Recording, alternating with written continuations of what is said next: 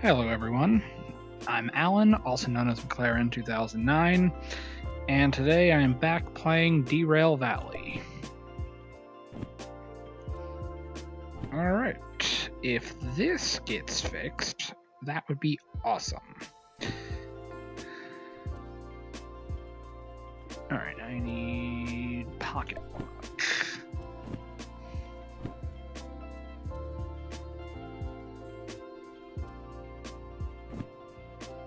Nope, not quite.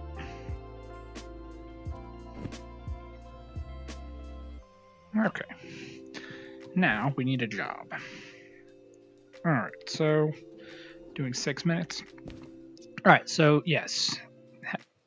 I am Alan, also known as McLaren 2009, and today I'm back playing Derail Valley. I just re-verified my game files, so everything got respawned back here in the harbor. So I gotta pick a new job and get working on that.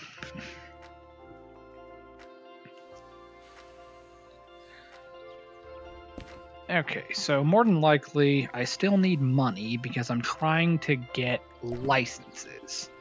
Right now, I have about $28,000. I need more than that.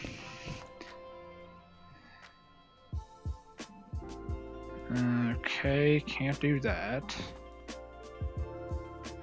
Ooh, what's this one? That I absolutely can do.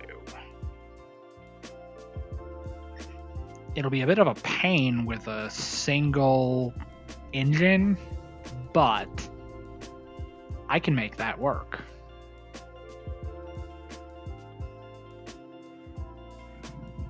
Alright, 50 grand it is. What? I don't have long two? Okay, can't do that. Alright.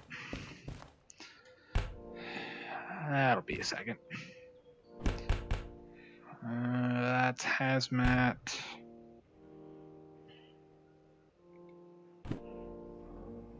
That's hazmat. No.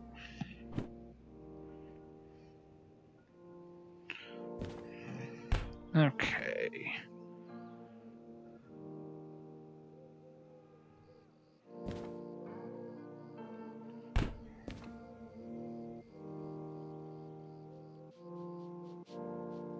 I mean, that's a good paying one.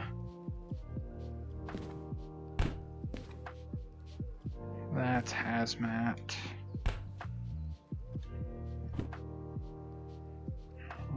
Goods factory. Hazmat.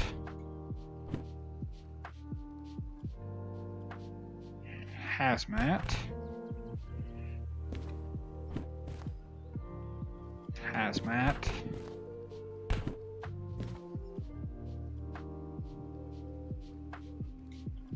Hazmat. Very hazmat.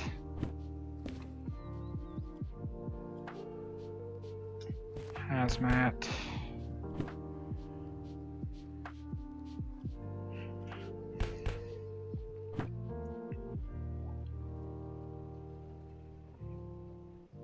I mean, no, that's actually a good one.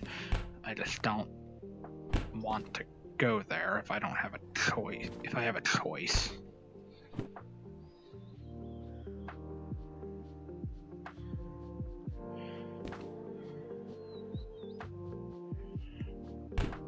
Okay.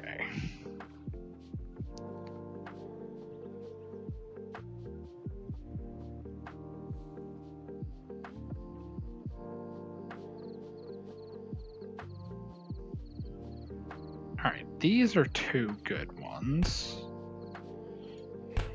I mean, they kind of are disappointing, but it's just what you can, it's just what we got. And that's a good one. That's really not. Oh, no, that's hazmat. Can't do that. Not yet, anyway. That's hazmat. Can't do that. And this one is also hazmat. Alright, so these right here are all we've got.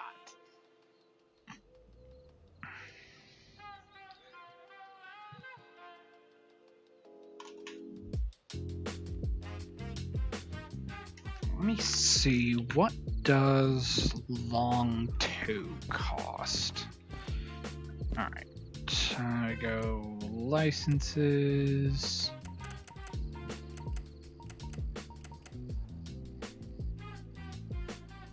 Oh, I don't even have concurrent 2.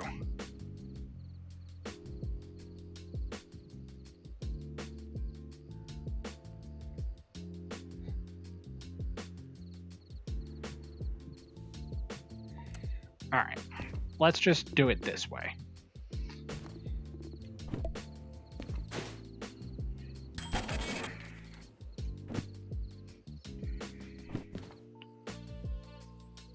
Alright, so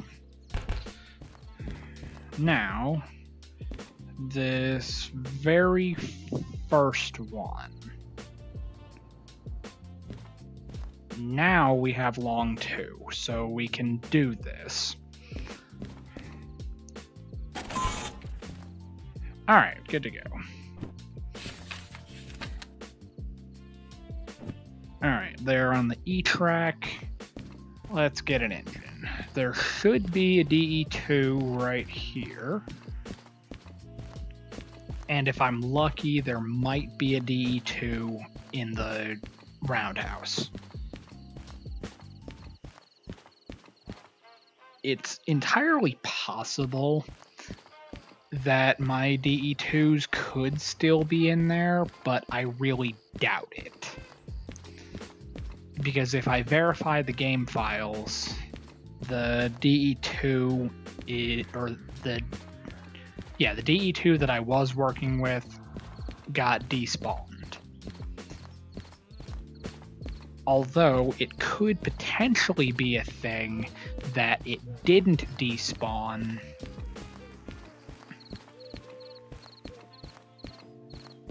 because I actually worked with that engine.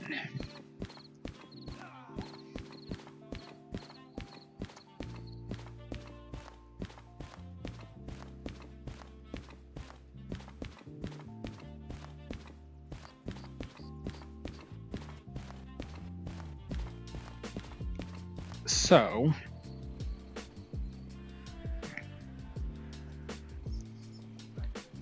only got 3 licenses to go. Hazmat 2, 3, and military 3.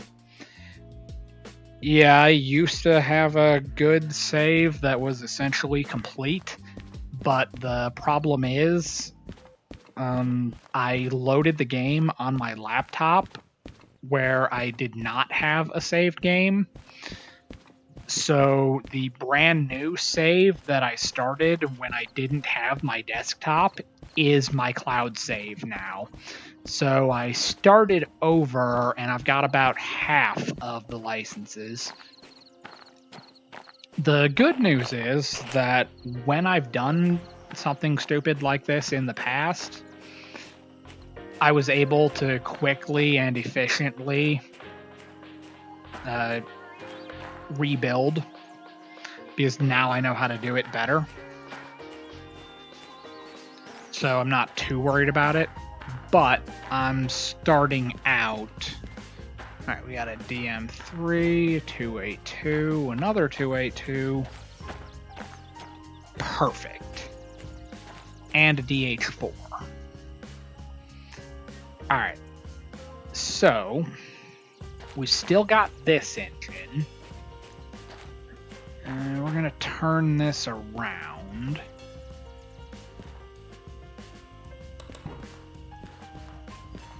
Alright.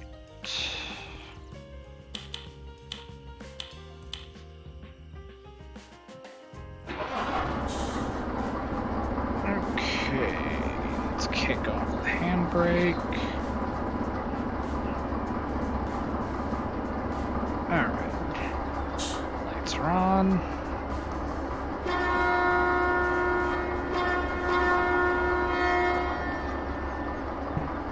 Reverse. least.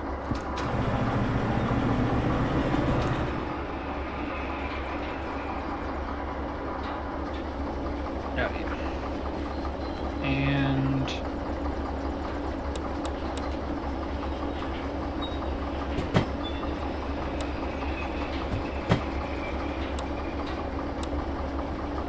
Alright. Okay. 2... Oh, wait, no, we're good. Alright, let's go over to the roundhouse. Not the roundhouse. The turntable house. It is entirely possible to do it by hand, but doing it by hand kind of sucks, not gonna lie. Alright, so let's go in here, spin this thing around. I think it's faster this way, honestly.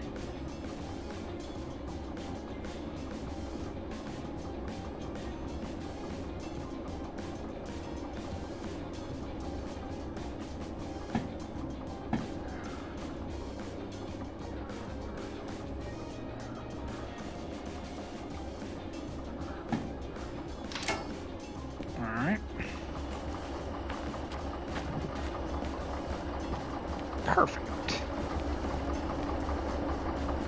Alright, so we get back up here, go forward.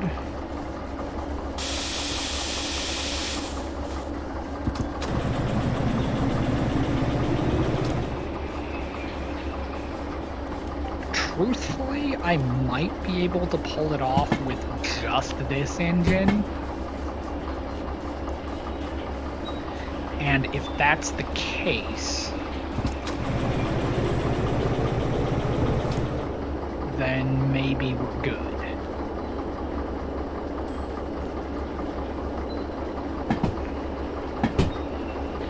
Alright, let me make...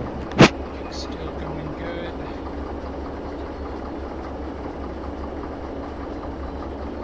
Alright, if I get this load taken care of,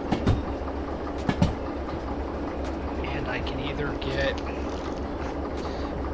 If I can get Hazmat 1, that opens up some very well-paying switching or shunting jobs. I'm here in the US, so on an American Class 1 railroad, we either call it switching or shifting cars.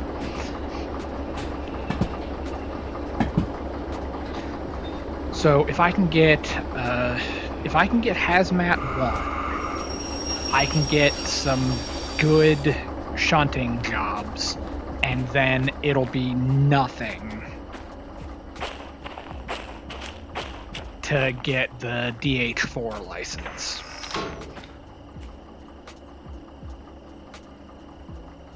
Nope. Okay, if you do it with your left hand,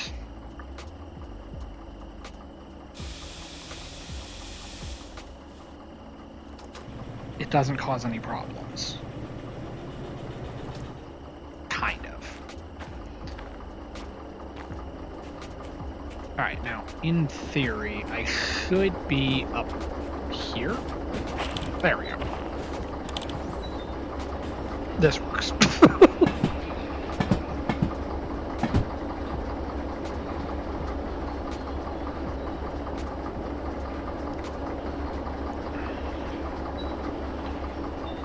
Because if I can get this to work, if I can just do it with this engine,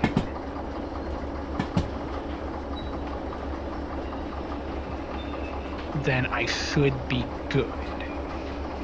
But if it ends up not being strong enough, and I gotta go grab that other DE2, which wouldn't be the end of the world, let's be honest.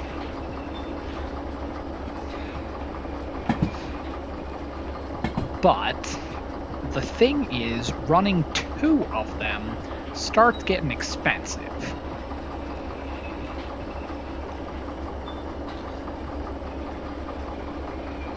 I should be aiming for the DM3, but it's kinda right up there with the 282 in the sense that I just don't want to deal with it. I mean, I'll definitely get the license and I'll definitely learn how to do it. In fact, truthfully, I probably already know how to use it. But I just don't want to right now. I want to go to the DH4 because that is a much more capable like road engine, because I was running out of the harbor with 4 DE2s. Now that's insane.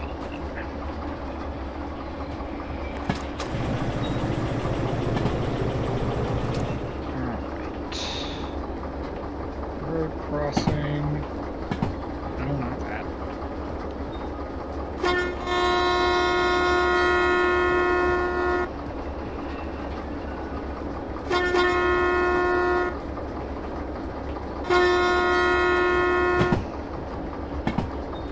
Even though it's a bit of a pain, I do want to try and use the horn for grade crossings. I'm probably going to forget a lot, but it's not the end of the world. There's literally nothing else in this valley.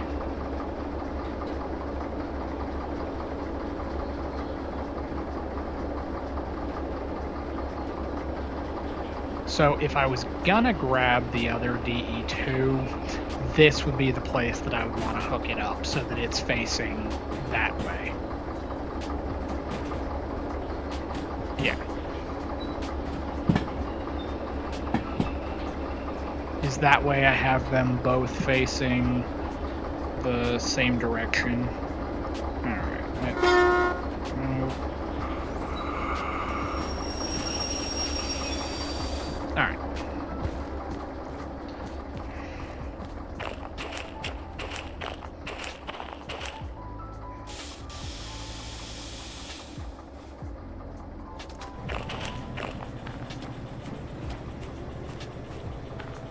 Alright, I might be able to make this work with just one engine, because it is flat ground. I'll just have to move slow. So more than likely, I'm not going to care in the slightest about time bonuses. But truthfully, I never cared about those to begin with.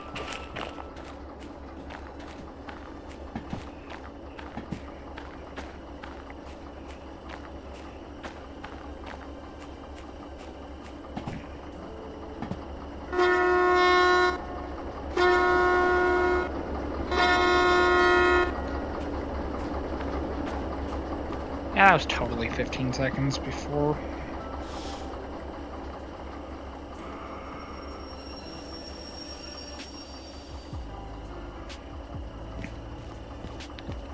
And look at that, we're not even fouling the crossing.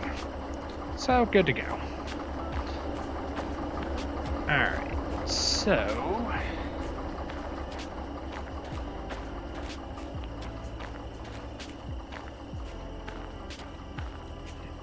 Alright, this... And that looks like... Alright, so 6 is the through track, 7... 8.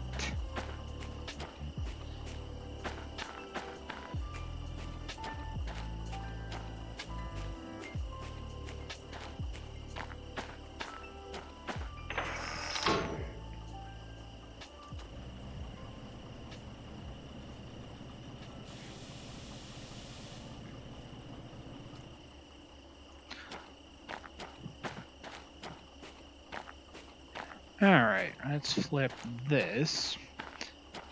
Because all I gotta do is get Hazmat 1. And I'll be able to get like $80,000, $90,000 jobs.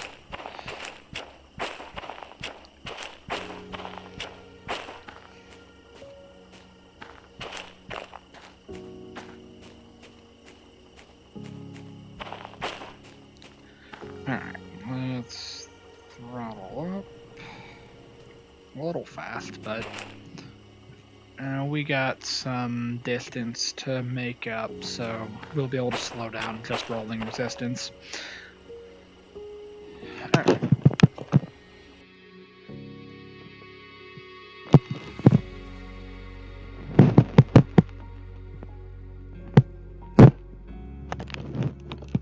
Alright.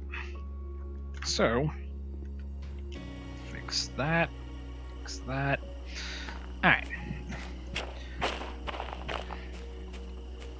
Throttle's off, couple kilometers to go. Or not a couple kilometers to go. Let's call it 10 car lengths. Your depth perception's a little bit off in the game, so it's kind of like hard to grasp. But truth be told, I've only been doing this for a couple of weeks in real life, so I'm still working on car counts.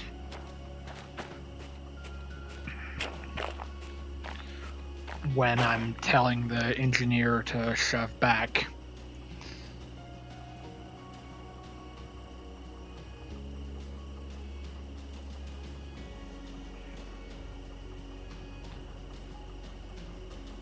They said in the video, would you shunt at 3 a.m.? Well, funny story about that. I've actually done that in real life. The really funny thing is, I wasn't even working a yard job. I was I was on a road job, and that particular train, when you get it back to the yard, you gotta break it apart and put it away.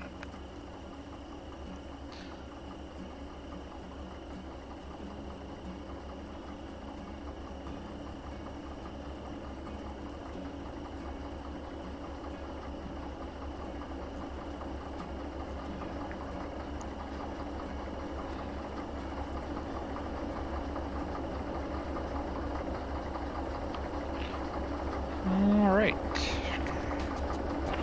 3. Set the independent.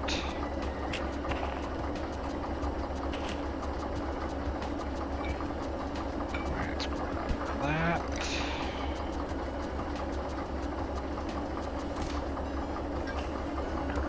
That. Okay, now let's walk the train. Oh, good. It's actually on this end.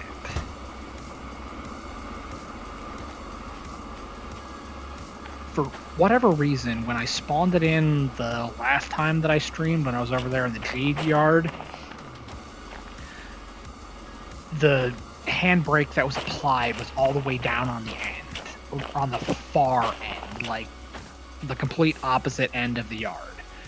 And it's like, that's like the dumbest thing, because like, why would you do that? No, we can't change the reverser if the throttle's applied.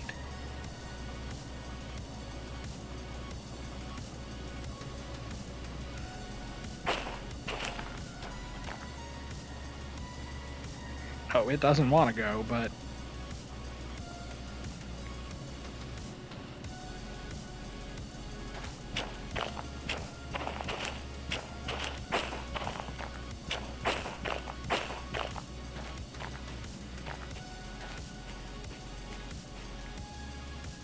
It also doesn't want to go because I have the brakes applied.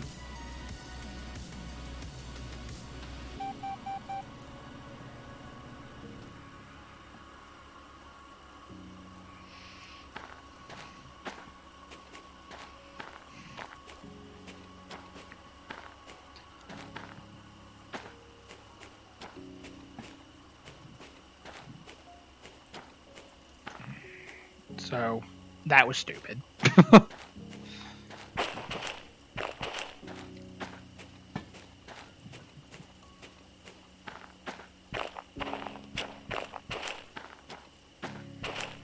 Assuming I didn't just risk blowing the traction motor.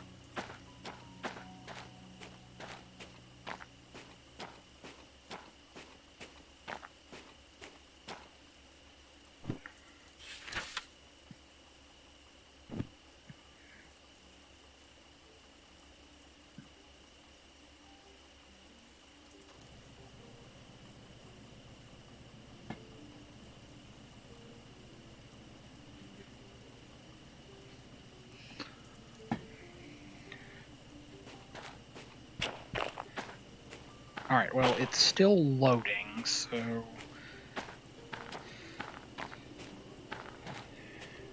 We didn't blow the traction motor.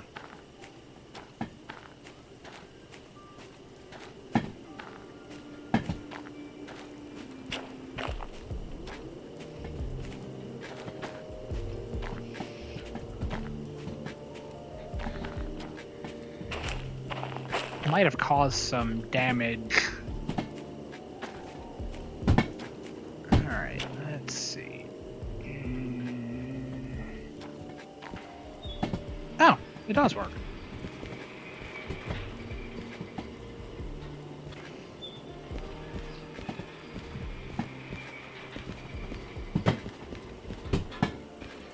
Yeah, even in realistic, I found out that the way you can climb stuff is just dash into the ladder. It puts you up onto the platform.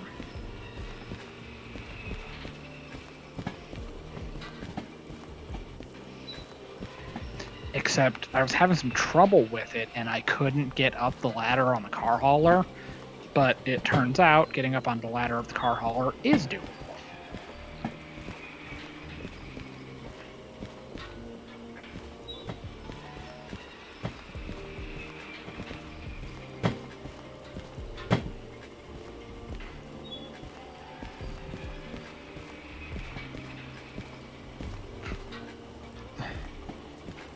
Alright, so we gotta get out here.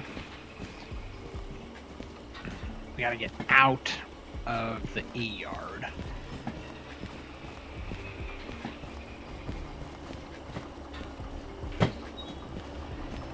Alright, let's...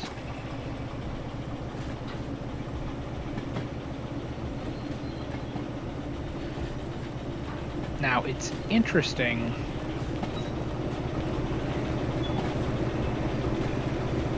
Because in theory, I could have done this without air. But at the same time, that would probably be a bad idea.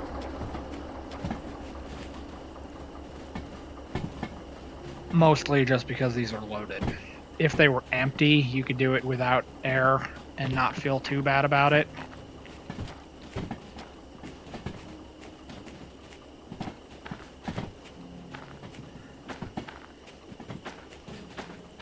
But the truth is, because these are loaded and they're kind of heavy, like well over the capacity for my little DE2 back there,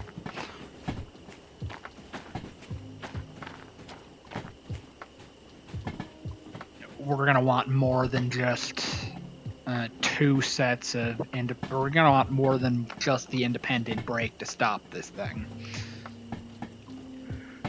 We're definitely going to want the train brake because this is loaded and heavy.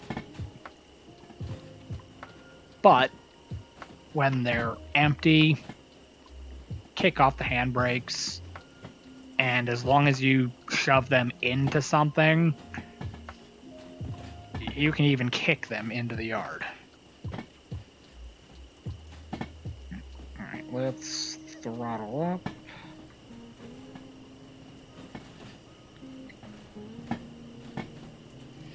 As long as we keep it on like notch 1, we should be fine. In theory.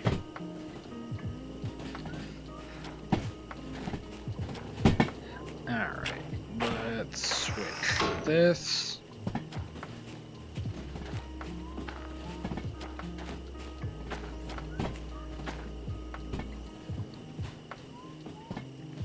That's 10. That's pretty good.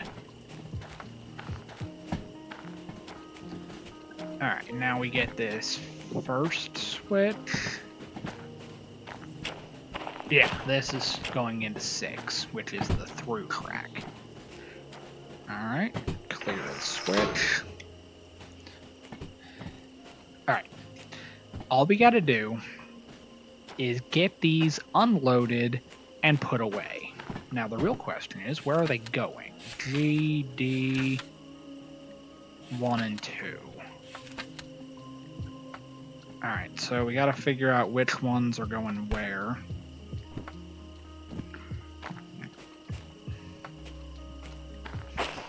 Alright, I need my lantern.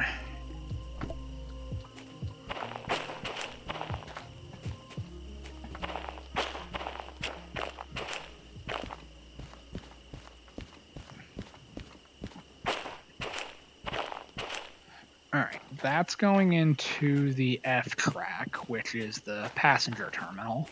We don't need the passenger terminal.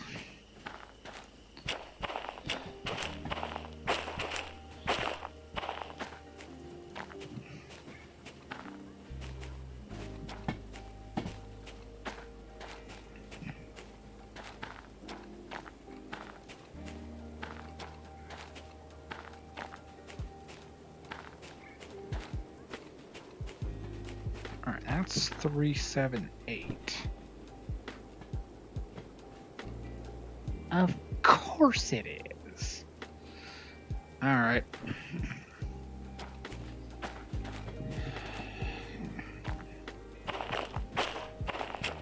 Alright, so this one's gonna have to come out, and these first 5 cars are gonna have to go to the G track.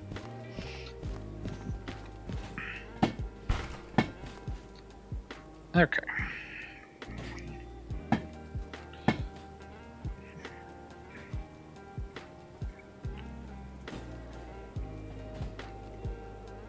Okay, now let's hit the train brake.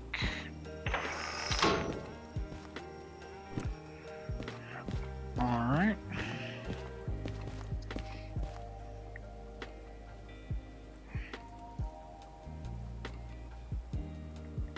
And see, we barely even needed to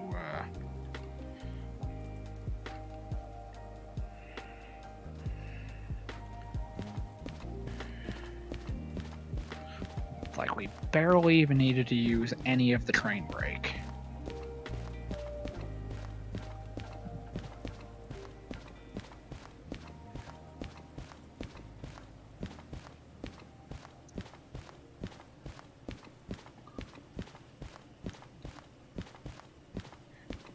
The good news is this is going to get a lot easier when these get emptied.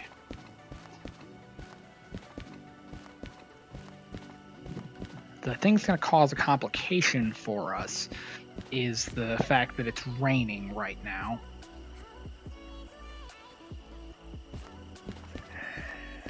And I literally flipped that switch, so yeah, that should be coming.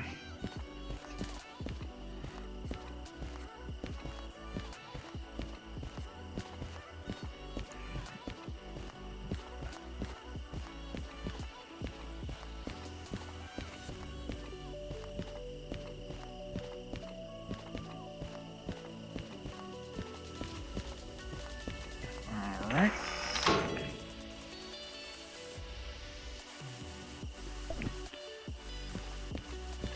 You know what? I'm not going to bother. I was going to put my EOT lantern on it, but there's no point. I'm about to break it down and shove that back into the G track anyway.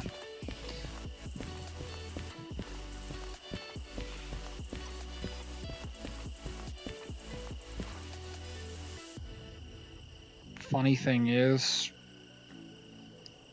ooh, that's gonna go bad.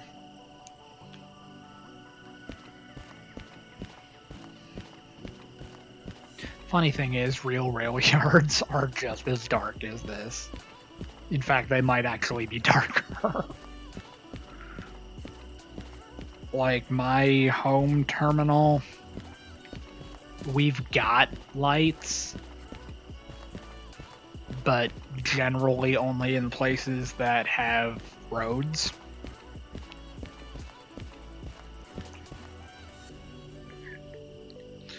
Alright.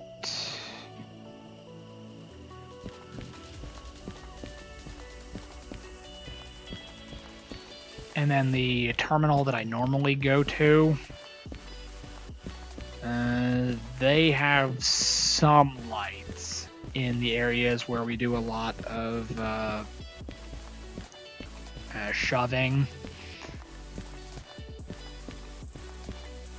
Then there's another terminal that's kind of like this yard right here, and it has the intermodal shipping containers.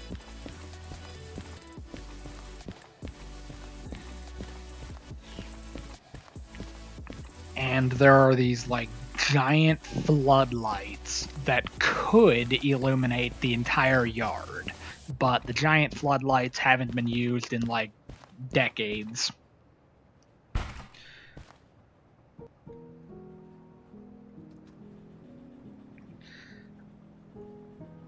And they probably don't even work anymore.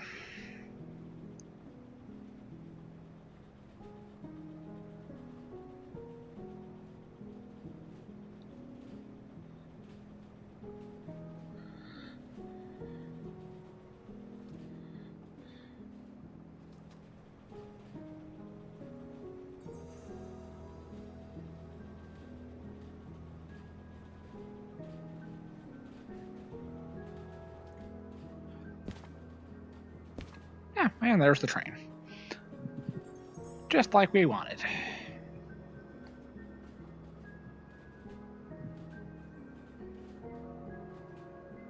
Now, in theory, what I could do is take off the front of them, and I could put those into 1 and 2 over there, and it would be fine. Because since we're already in the D yard, we could just go over and do it that way.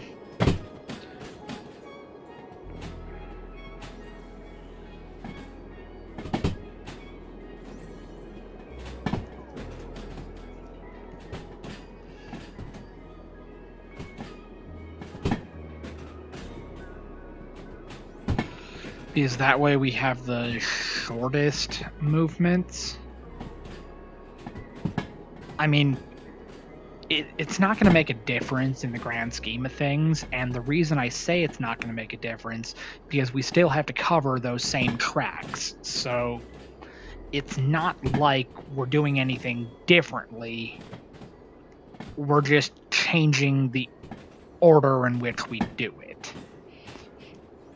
Like, if we break off the front cars that are going over to the D track, and then we pull forward and shove them back over onto the other side, or we take this whole train out of here, shove back onto the G, and then shove back onto D, it's going to accomplish the same goal. But that's the interesting thing about being a conductor. There's more than one way to do this job.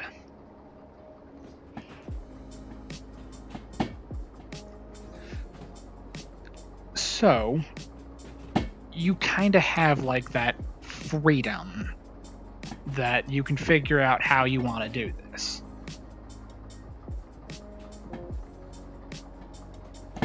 Realistically, so that it's smaller movements and we're not doing like what we're doing right now where we're shoving an entire freaking train into the loading track right here.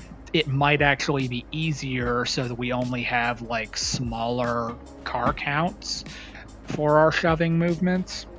So I might just break off the ones going to the D track. We'll tie the last 5 down here on the loading track, but we're going to do it a little bit different. We're going to pull them forward so that they're spotted by the sign for the loading track,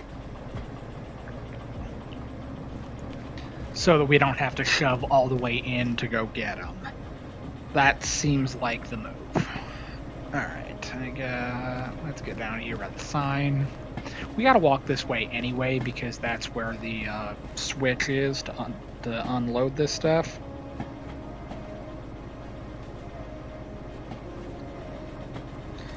Alright, that's probably a little fast.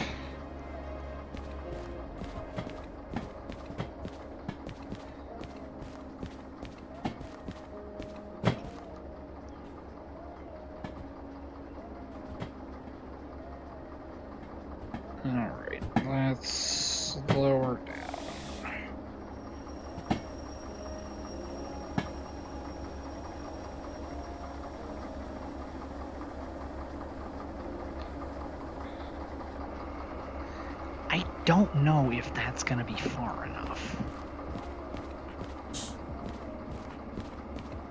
Alright, let's just shove it in a little farther.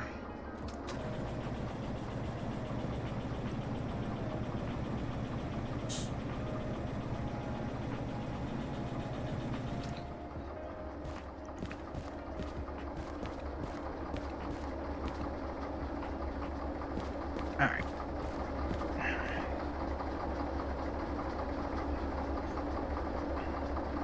Alright, now just bring it to a stop. Okay.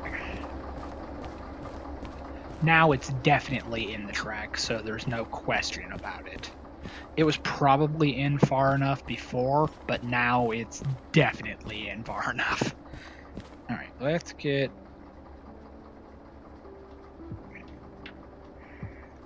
this forward. Alright. Did I... Oh, great. It's probably in Lost and Found already. Oh no, it's right there. We're good.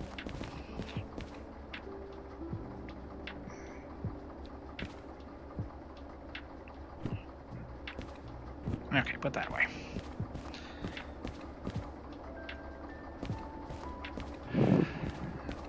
Yeah, last time I walked far enough away that I couldn't see it anymore, and it despawned, so it ended up in Lost and Found.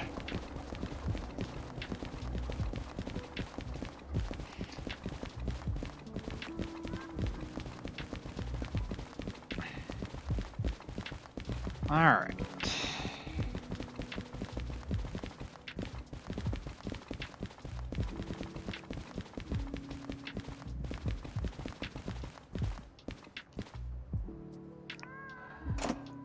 Alright.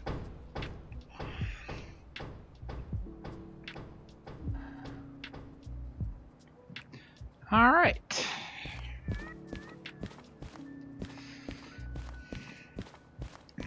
Now, this is going to get a lot easier.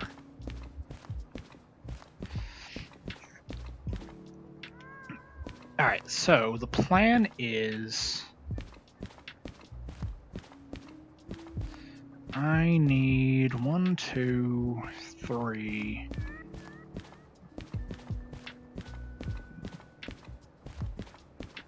Alright, let's see.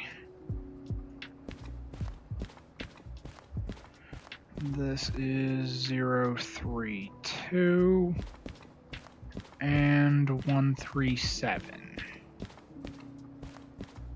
Alright, so I need to be on this car right here.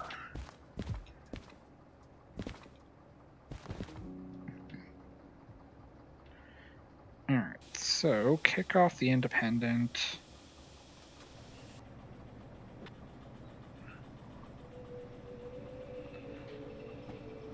We should have no problem speeding up now.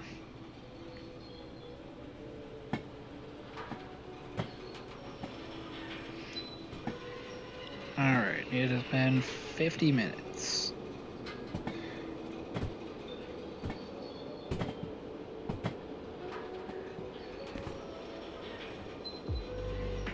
Alright, let's see.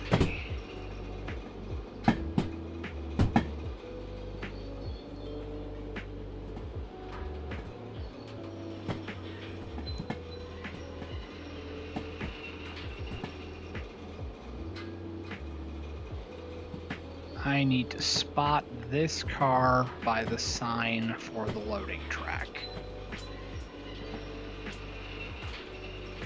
I mean, if I spot it a little bit past it, it's not going to matter, but as long as it's not fouling the switch going out that way.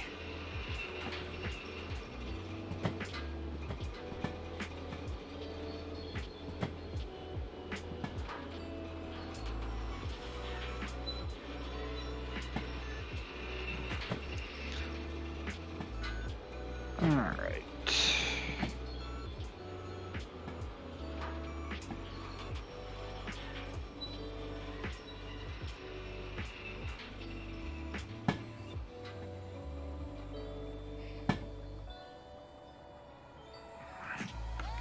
Now that's kind of what I was referring to when I said in the future. Alright, let's set 1.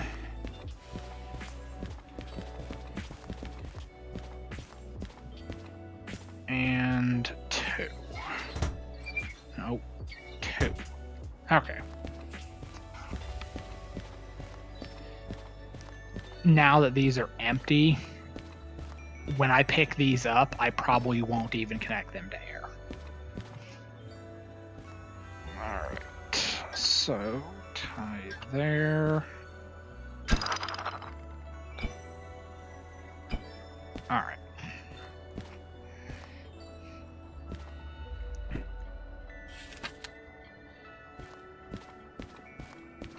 Alright, now this is 244, so this is going to D1. And then the front 4 are going to D2. Okay. So, kick off the independent. And we're back here at the cut.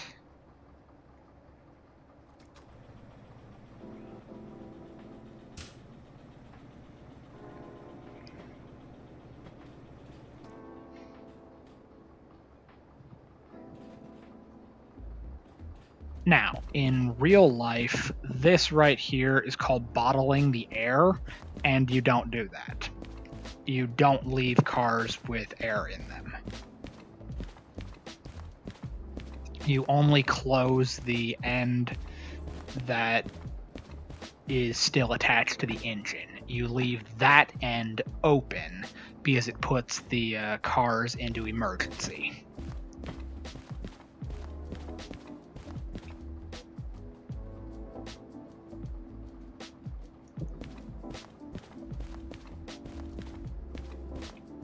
But I'm gonna leave the air bottled like that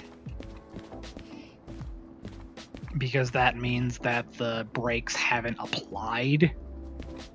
Because if I dump the air and put the cars into emergency, it's going to apply the brakes, and then in order to release the brakes, I'm going to have to go by and pull the bleed valve on every car. And that's just going to be a royal pain.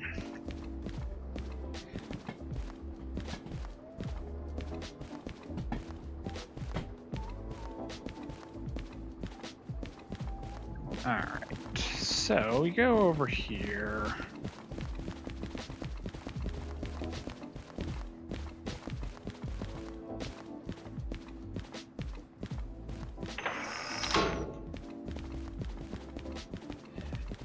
Okay. Alright, that's 1, that's 2. Okay.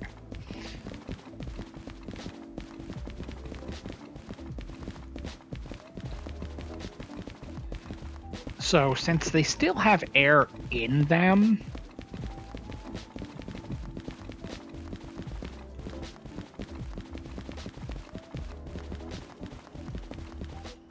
I will probably have to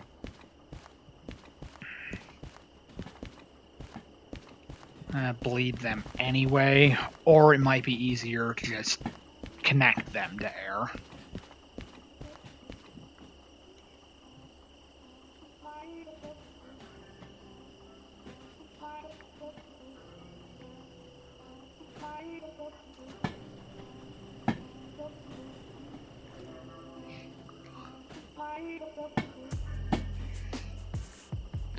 Especially since these are still connected to air.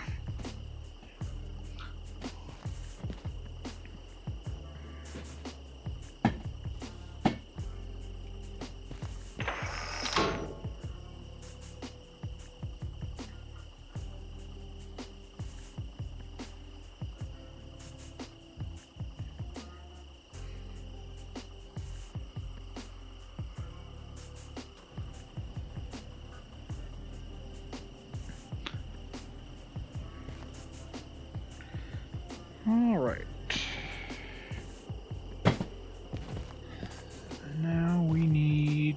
up there.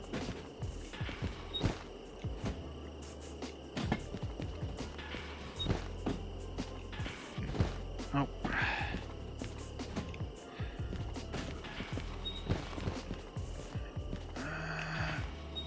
There we go. Okay. It's a little bit finicky, but it does work. Alright.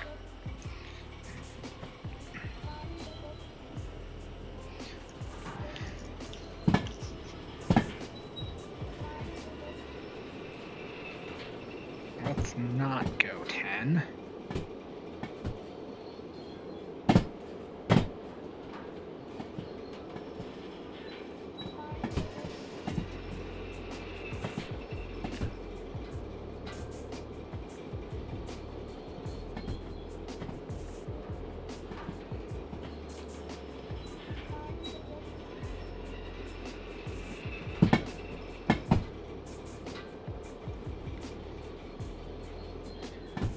Alright, so keep an eye on that.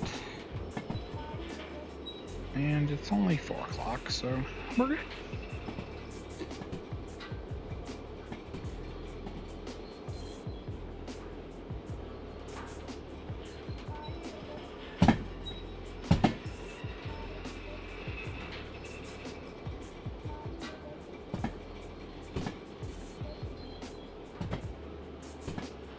Alright, so we gotta get over to D1, which is all the way over there on the left.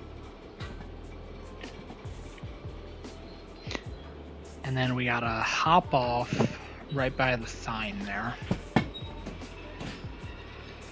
Get these 4 cars into that track, pull forward a little ways.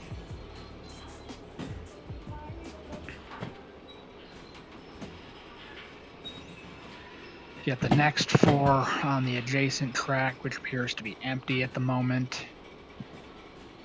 And we'll go from there.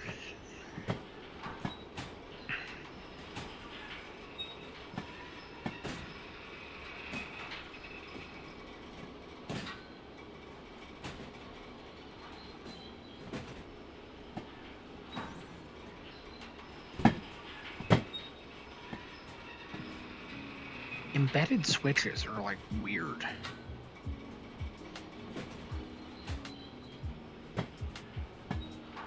Just like look weird to me.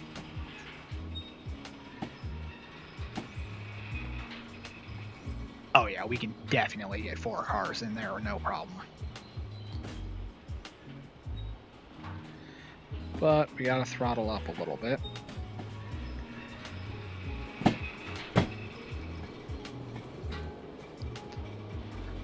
Alright.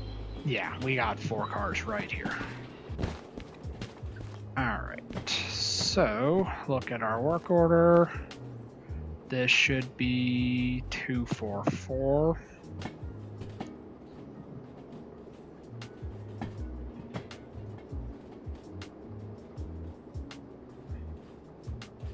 Two, 3, 9.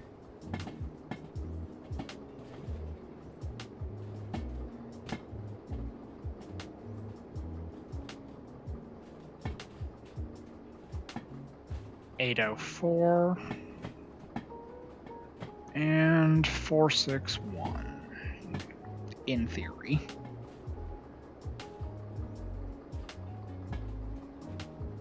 Yep, 461. Alright, so let's get that right there. And let's slam on the brakes.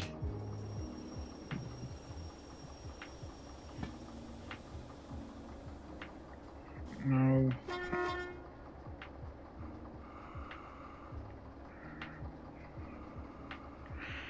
Alright.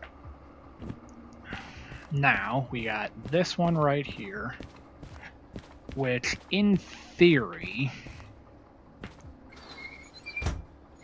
Nope. There's that.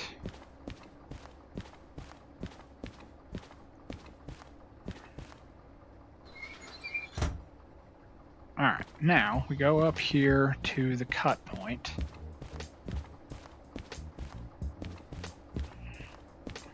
Because, yeah, 461 right there. Alright, so here's where we're making the cut. Put that right there. Put that. Put that.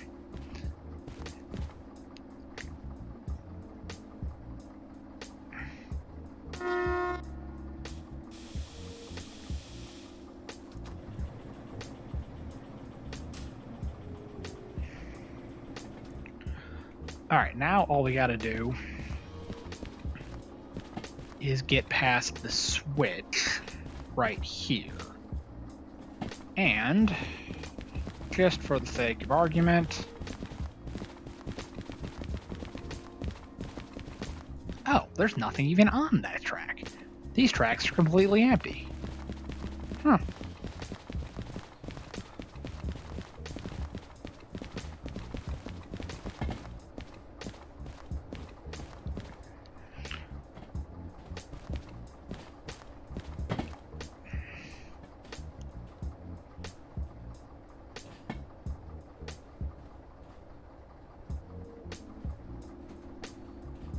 Alright, so a little bit further. So yeah, D1 and D2 are completely empty, which is kind of weird, honestly. Battery's getting low, but...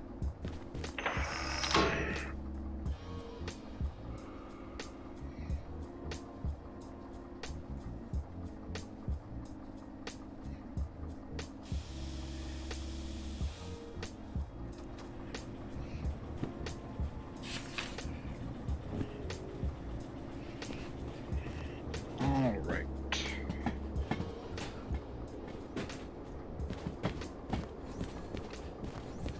Alright. That's 788.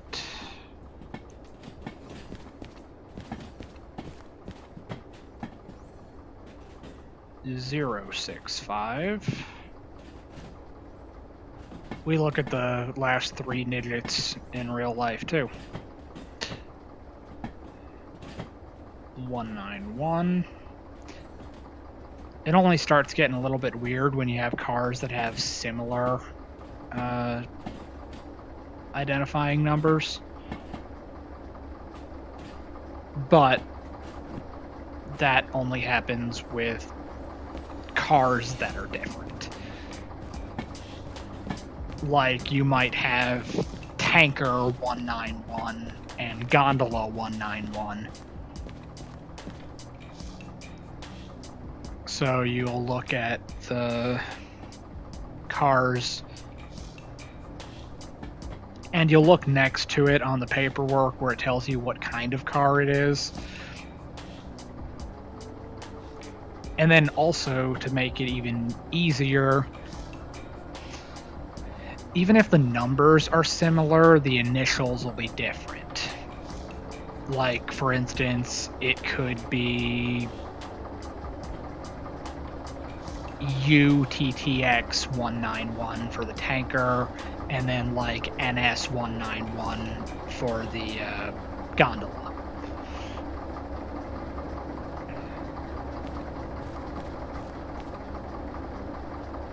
Alright.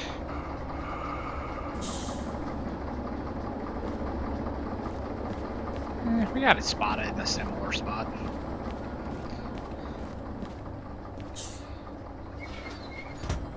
So tie that brake. And tie this brake.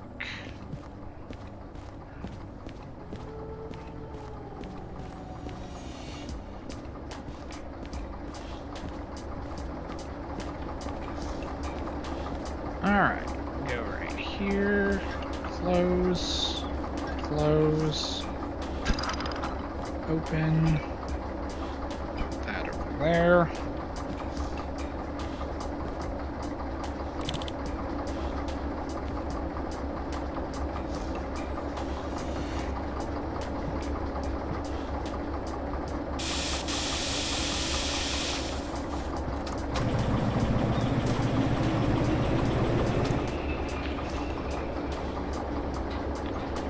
It is 5:15. Alright, the sun's gonna start coming out here pretty soon.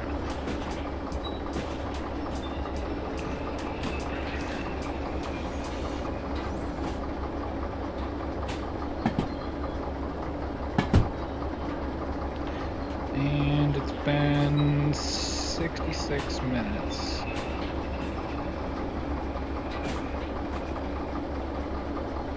Alright, so I'm pretty sure I had like 100-something minutes to do this job in. And we can find out.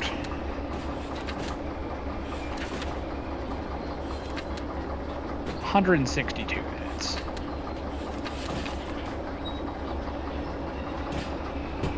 Alright, so we got time.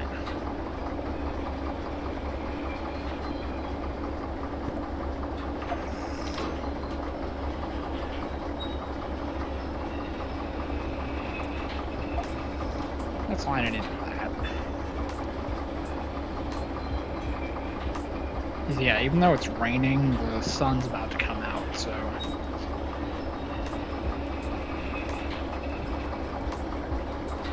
we shouldn't have any problems here in a little while.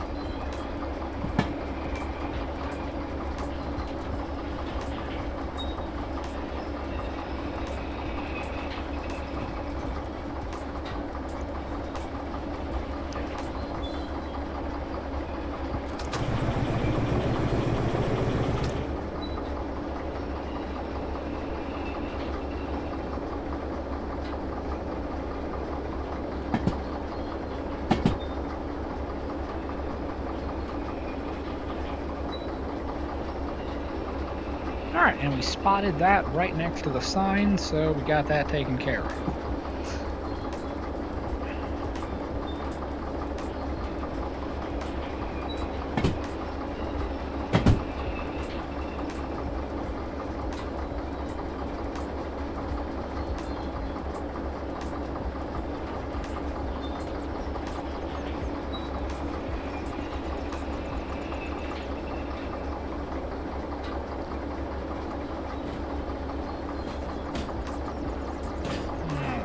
So let's start applying independent.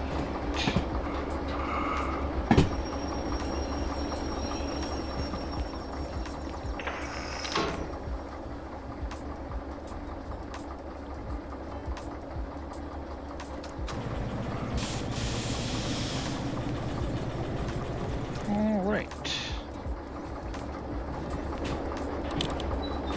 Good.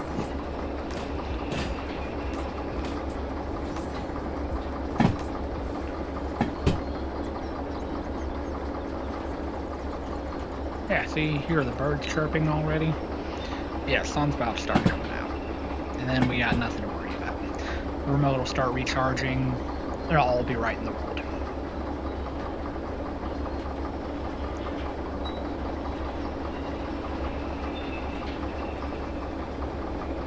Let's see, how are we looking as far as fuel? We've almost used a quarter of a tank. Alright. We've used some fuel. So it's going to be a little bit costly to refuel, but not too bad. Ah, man, see? Charging already.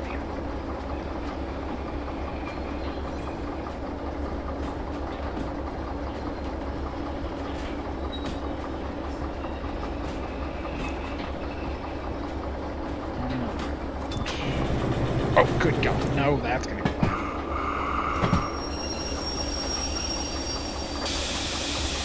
Let's just flat spot the ever-living hell out of the brakes.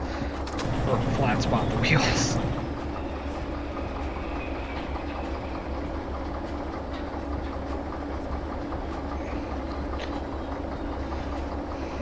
Almost broke the car. Okay. Now,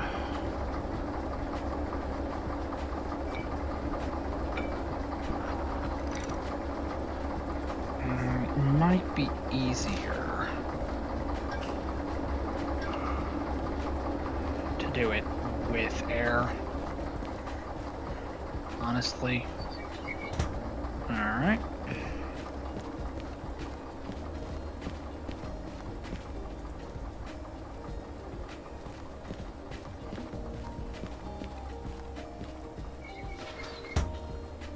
Okay.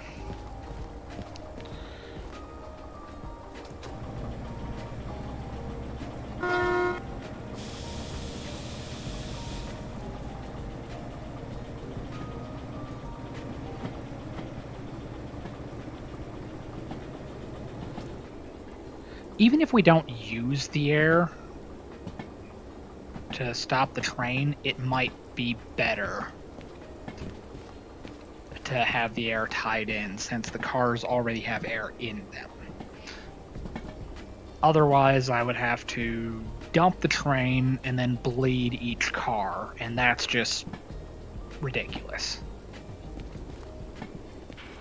Nope.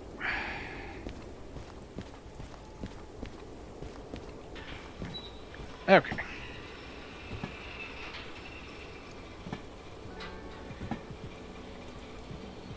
Since they've already got air in them, we're going to tie the air.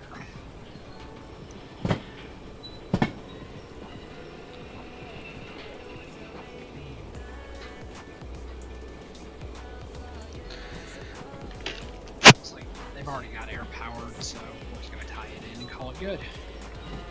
And then everything's right.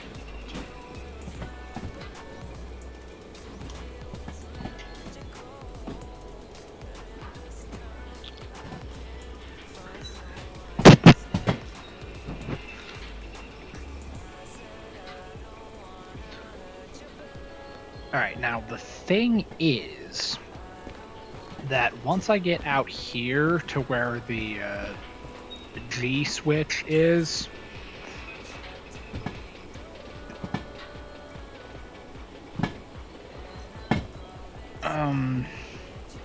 we are not lined for G1.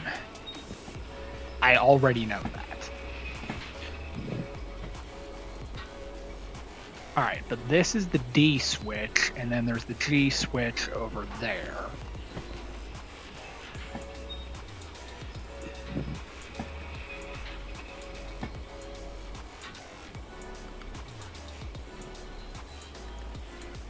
Because, yeah, we need the G.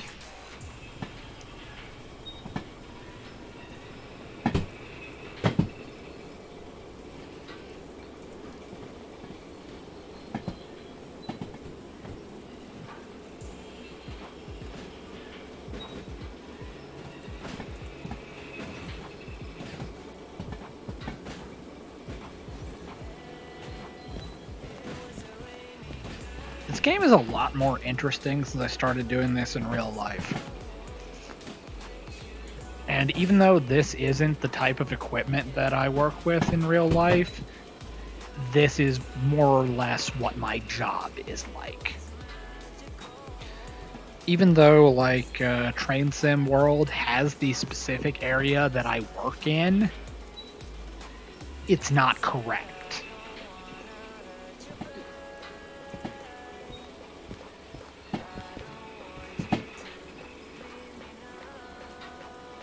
So this doesn't have the territory or the equipment, but it has, like, the immersion and the realism.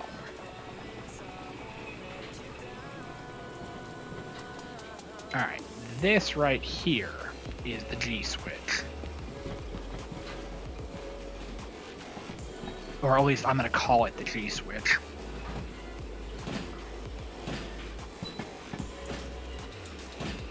And I guess we call that the A switch.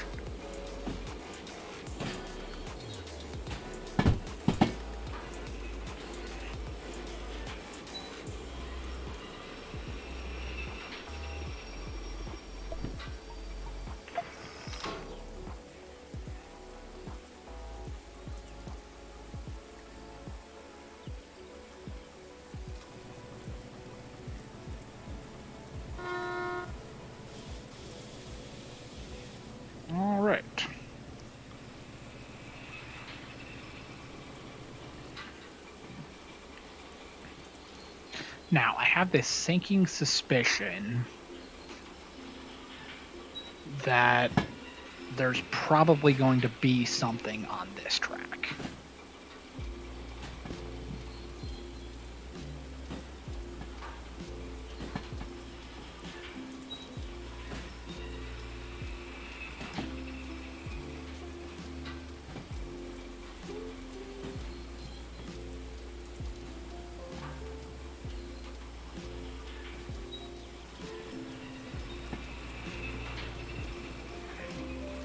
I guess as the sun came out, the rain picked up too.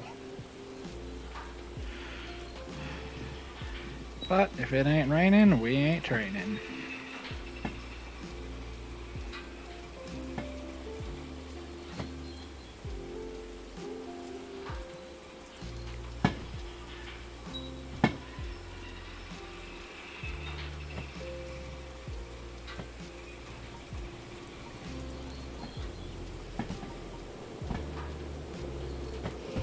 Alright, now this is 5 cars.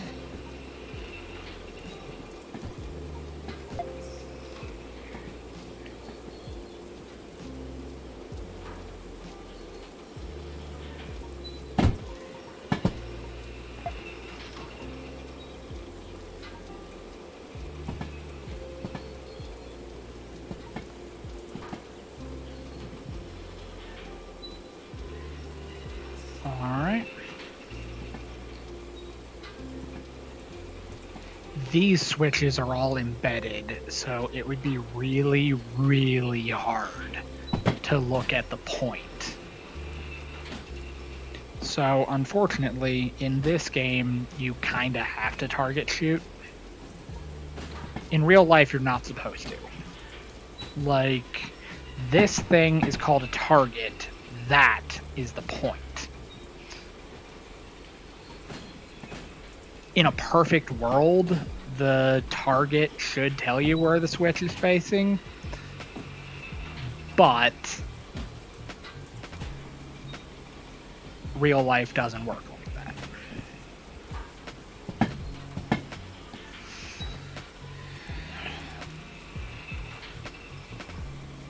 The targets can show you what the normal position is of the switch, and if it's against the normal position.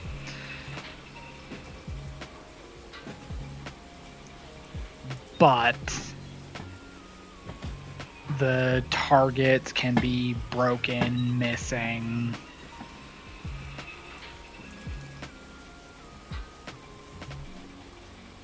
They might not actually match with what you think the normal position is.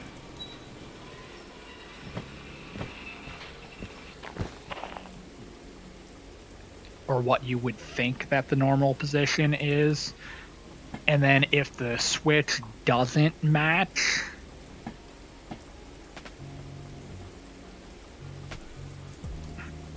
the target, it could be your first indication that the switch has been run through. Now, running through switches is not a thing in Derail Valley. It's just not. Essentially, all of the switches are spring-loaded in Derail Valley. Now, spring switches are a thing in real life,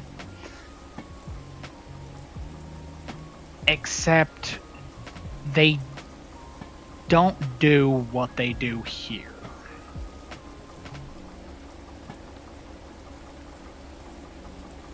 They're kind of old and not much in use anymore, but they are still very much a thing. Alright, let's hit the independent right here.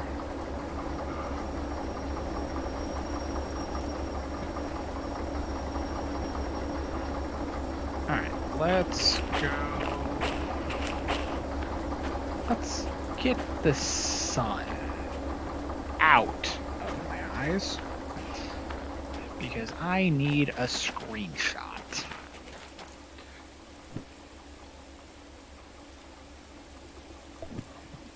Alright.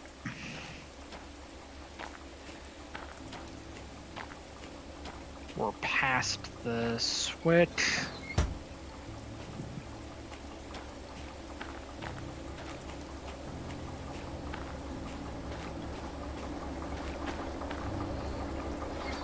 Or we're past the sign.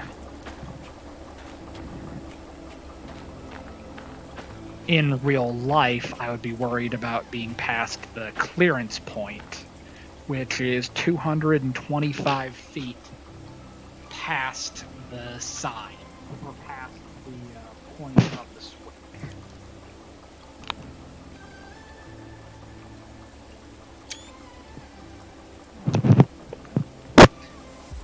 Now we got a screenshot. So it would be 225 feet past the point of the switch. So the actual part that moves, go 225 feet in from that. And then paint the tie green. And that tells you where the clearance point is.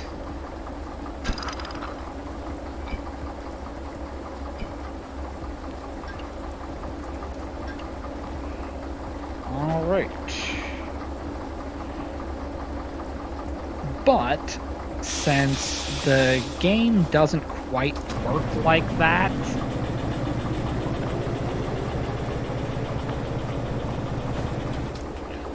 since it doesn't quite work like that in the game, you can just treat the sign as the clearance point. Generally, if you're past the sign, you're not fouling the switch. So ideally, nothing's going to hit you if you're past the sign. And that's essentially what the clearance point means.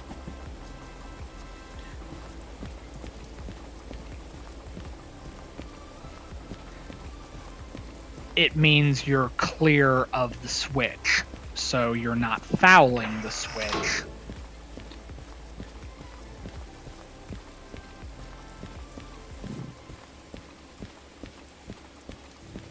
Furthermore, by not fouling the switch, you're not going to get struck by something, or that piece of equipment's not going to get struck by something going through the switch. So you're out of the area that you're going to get hit, which is kind of an important thing.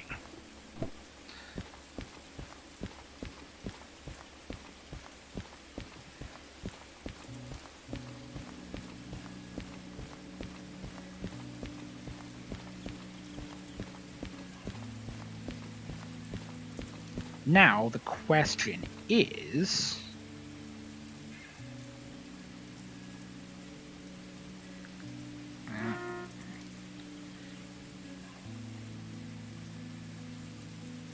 We'll set the independent, but we're not too worried about it. Go into the office over here, turn this job in. With any luck, I should have some time left. 72 minutes.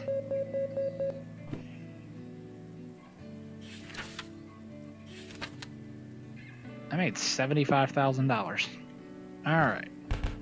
So, if we go into fees, it's 7,000. Alright, so we go down here to licenses.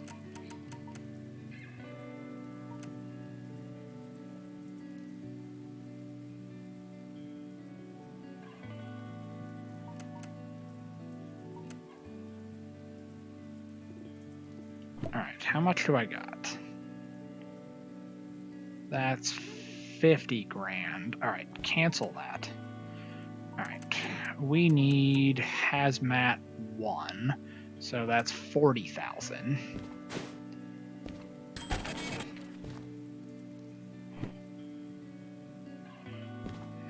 Okay, get rid of that. now we got 36,000.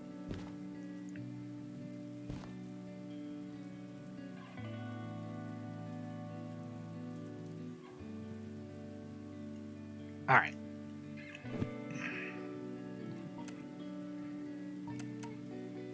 Stats.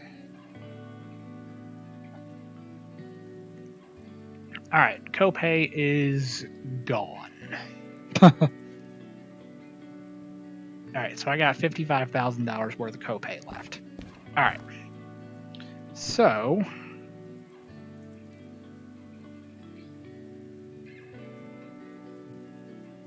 all right, that's Hazmat 1. We can now do that.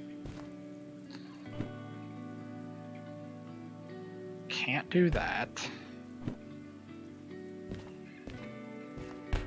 We can now do that. That's Hazmat 2. Still can't do that. That's Hazmat 2. Can't do that. That's Hazmat 1. But the problem is that's 540 tons. So even though I can do it, it's not a good idea.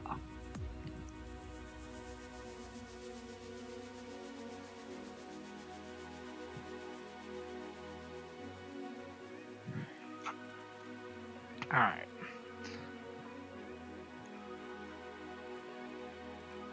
I can do that. Can't.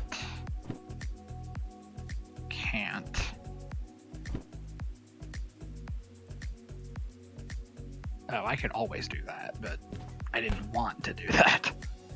All right. So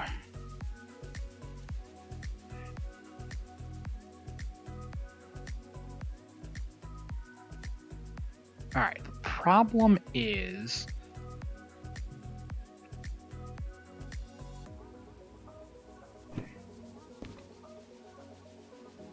that's 800 tons. All right, so what we're going to do is we're going to do this one.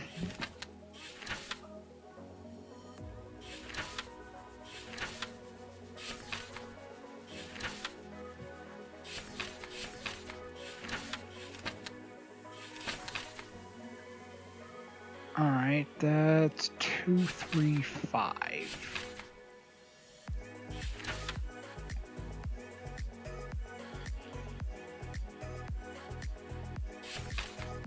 All right. More than likely, for this job, we're gonna want a second engine.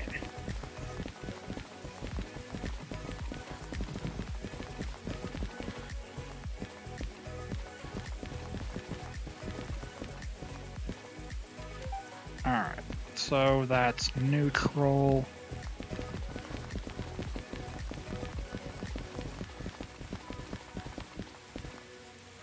We're gonna need a second engine. All right, so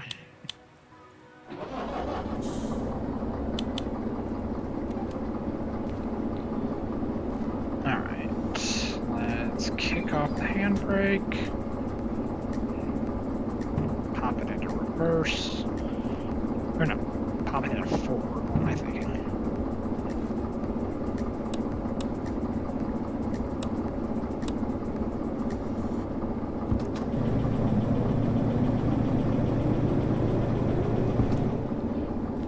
Let's open this up.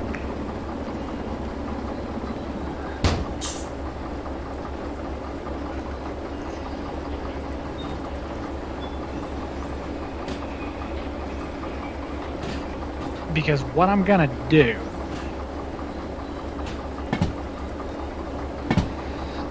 I'm gonna hook this up. I'm gonna use this job. I'm gonna get the license for the DH4, and then I'm gonna do a long job going to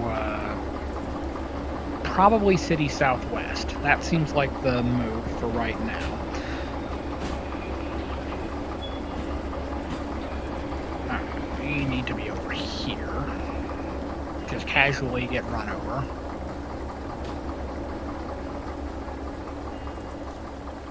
Oh!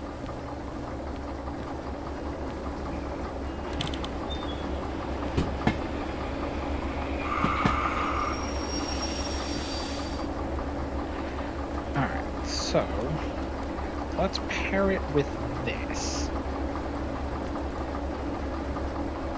Grab this. Put that away.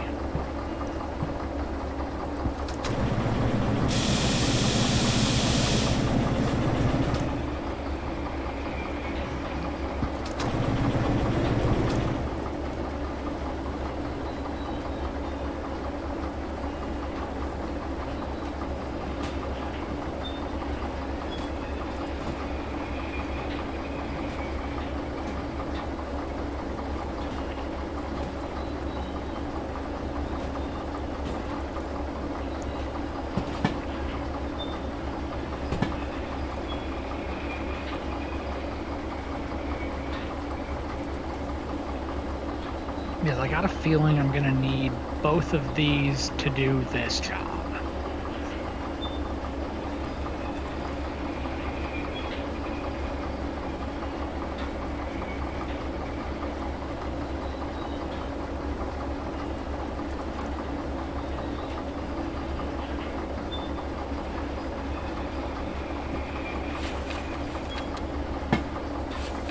Alright, the bulk of it's going on C1.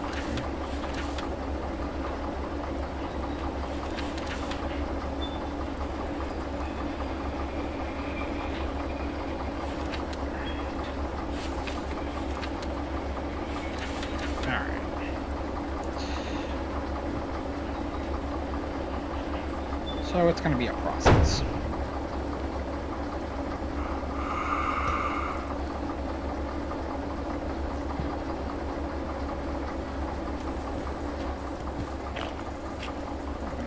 Okay.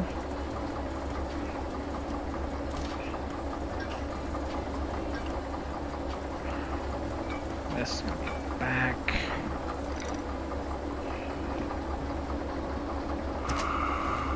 Okay. Now we gotta go up here. And...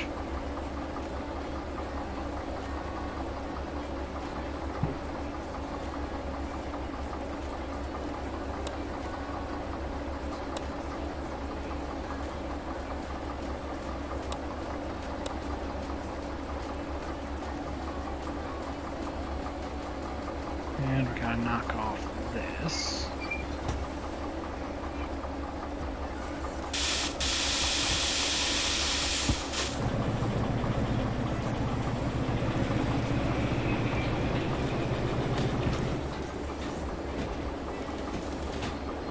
All right.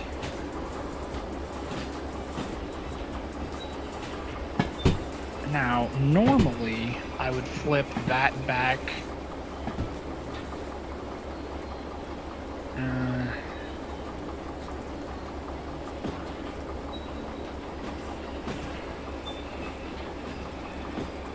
But what we're going to do is we're going to go up here. We're going to go past this switch, and then we're going to shove back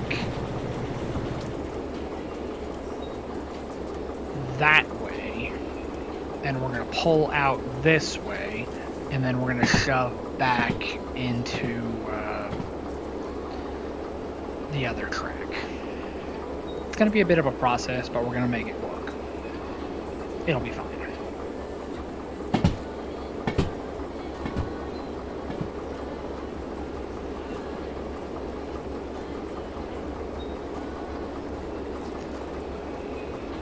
And then, when we get the DH4 license, we're going to slap the DH4 onto the front of this. We're going to pull it out of the barn, put it on the front of this, and then we'll have the DE2s more or less isolated because we're not going to need them.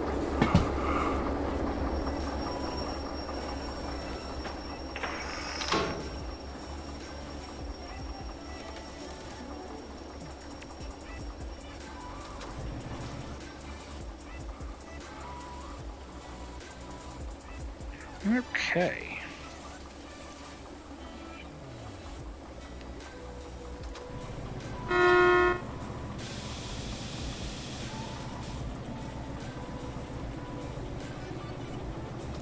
Alright. Now, the thing is, in real life, you try to walk as little as you can get away with. Otherwise, you'll be walking all day long.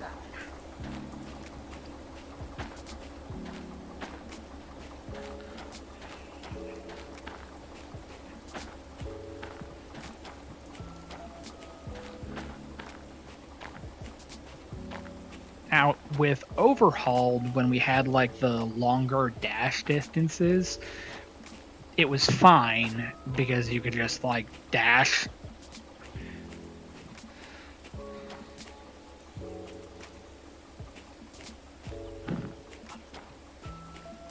But here it's not so much the case.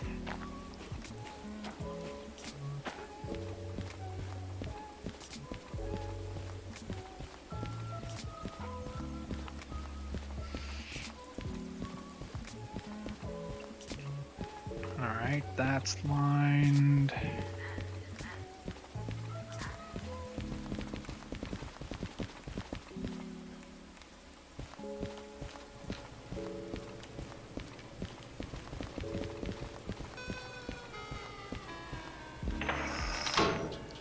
You know, I don't even think I started the second engine.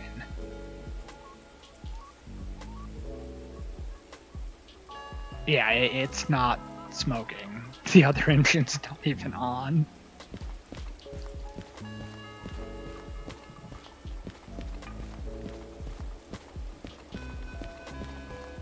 Yeah, it's like the lead engine's not even on.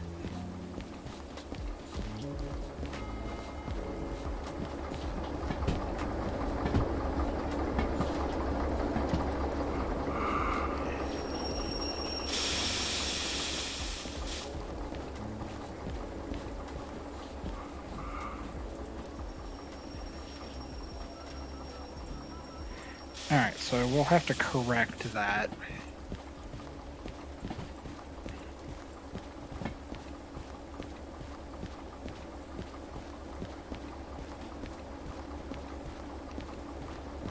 Luckily, it's not that big of a deal.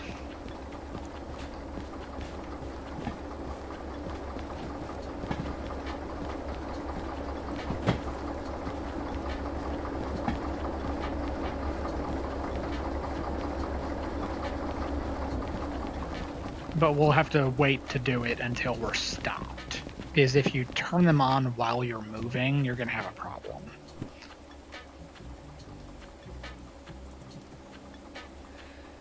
Of course it's at this end. Oh, wait, no, that's not a problem. That's exactly where I need it. I'm freaking stupid. Alright, so what I was thinking was it would be a problem if it were on the other end. Right here, it's actually in the perfect place. This car is going to G. Those cars are going to D.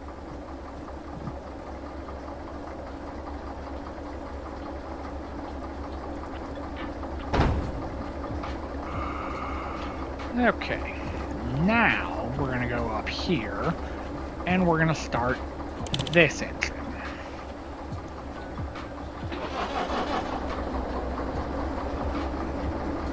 Alright, good to go.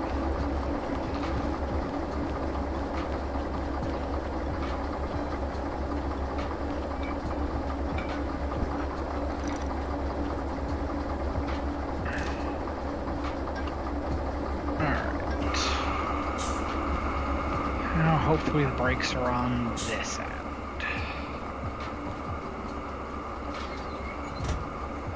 Good news. Alright, so we gotta back this thing up.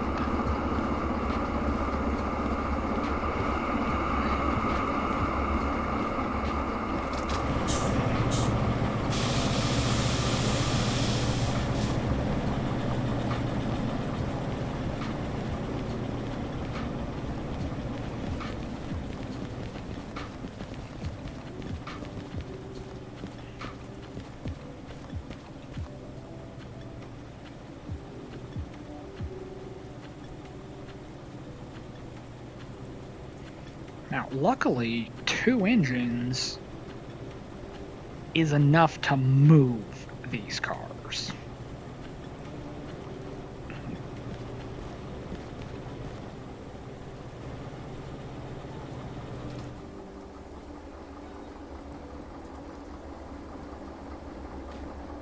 Alright, now what we're gonna do is why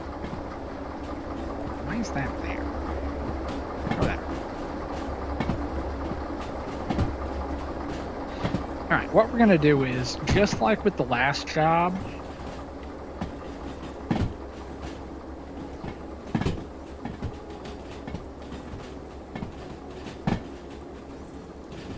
we're going to shove the back of the train into the storage track, which is C1S. So it's over there on the left. We're going to shove everything back into there, grab the front end off, pull it up and out, and then shove back to G and D.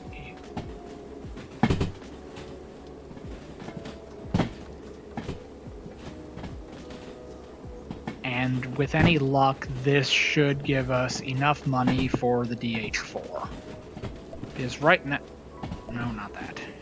Right now I got 36,000, which ain't bad, but bear in mind it's going to be a little more expensive to refuel these engines.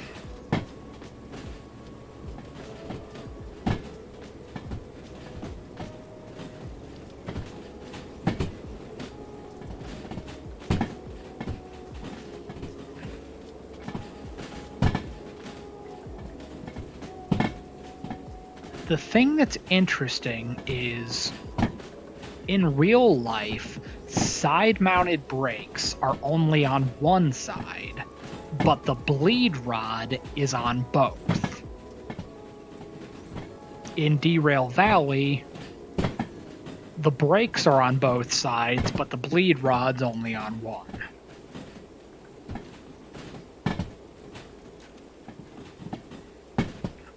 So it's kind of weird.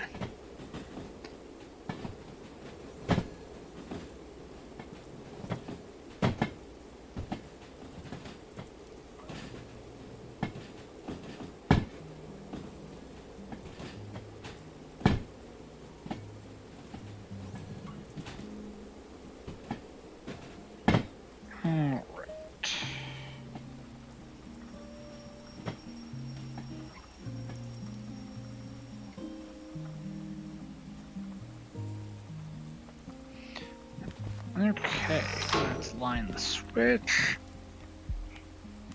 Go forward, knock off the brakes.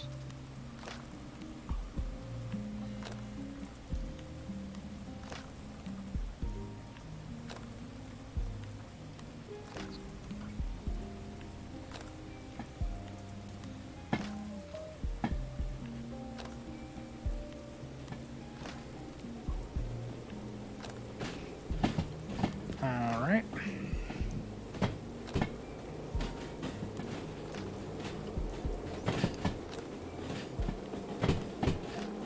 But yeah, you can access the bleed rod from either side, but you can only access the brakes from one side.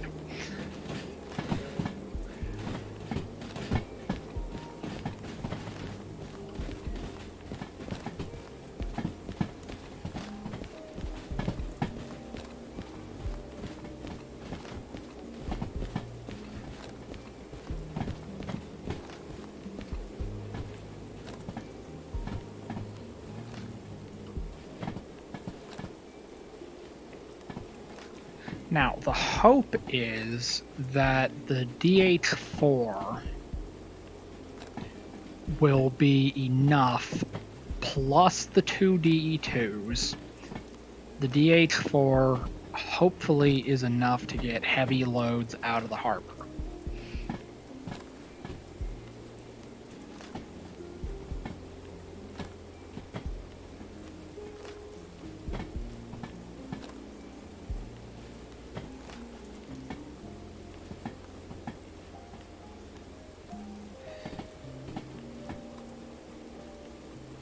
Alright.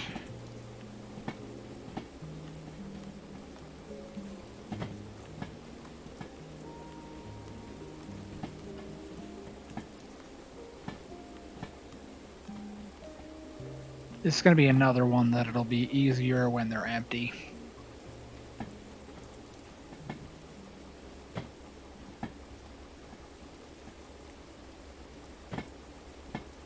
But since this is significantly heavier,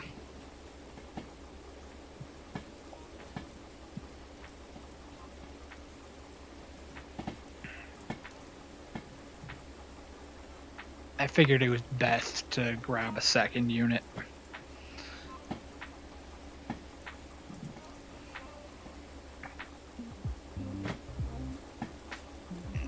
Alright. A couple more car lengths. Ah, there's the bleed rod.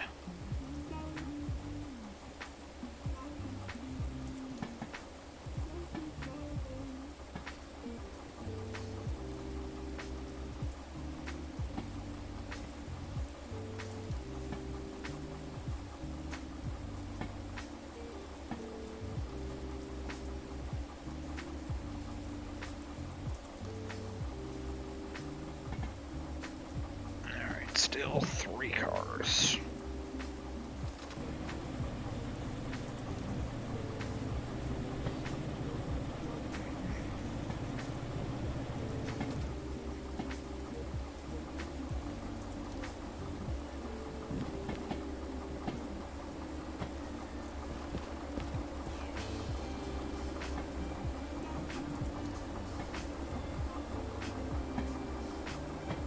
It would, on one hand, it would be kind of cool if, like, the brake pistons moved coming out of the brake cylinder right there. But at the same time, that's a lot of processing power for not a lot of reward.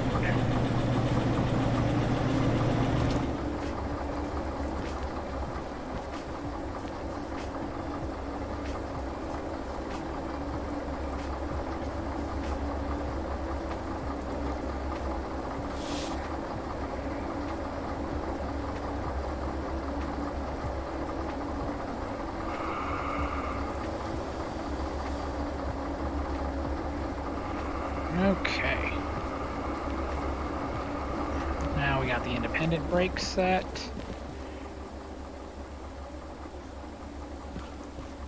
Let's go up here.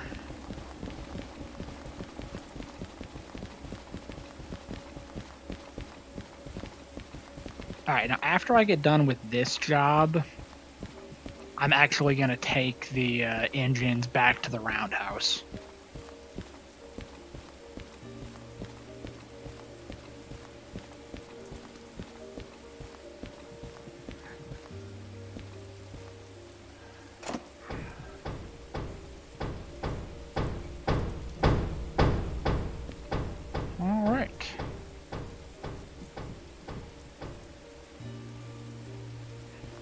Alright, now for the hard part.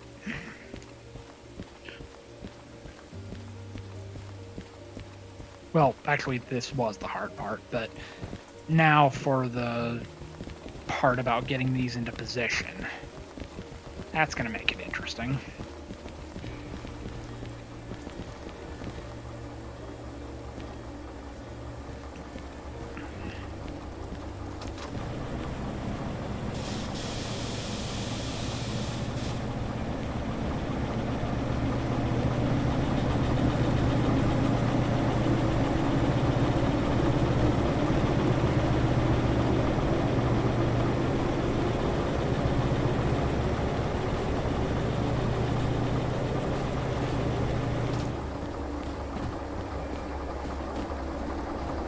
Alright, now we gotta get this past that switch.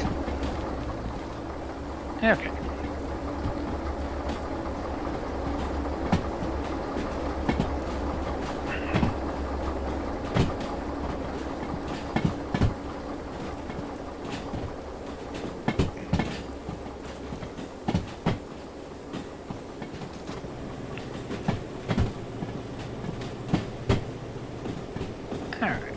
So, making progress.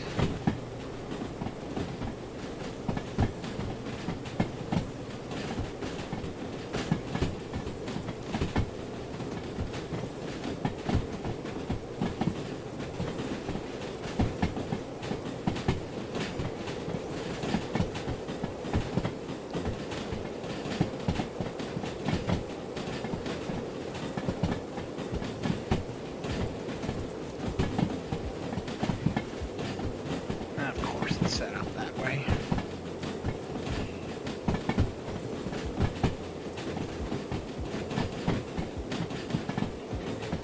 Alright, let's start applying train brakes.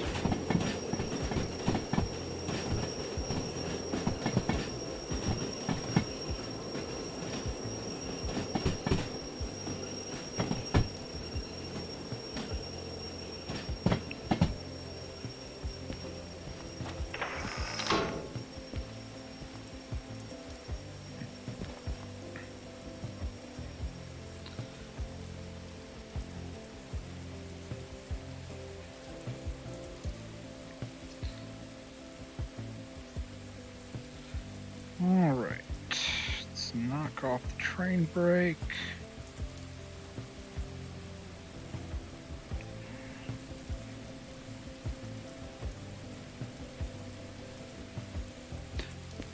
Alright, now...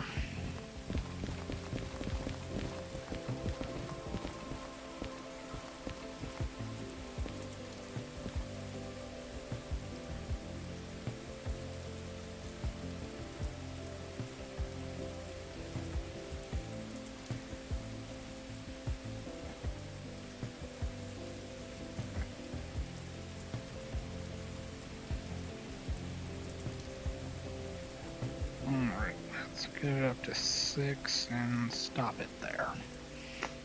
Alright, now, gotta get this out.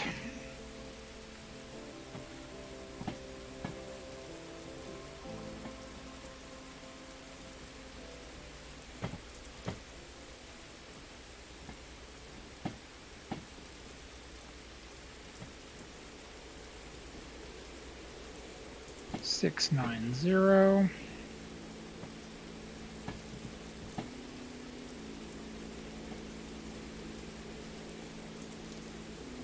One oh seven.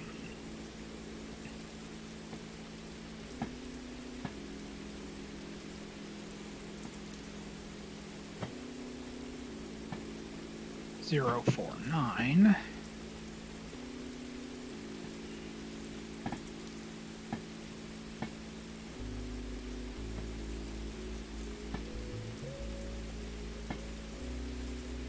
Two seven one.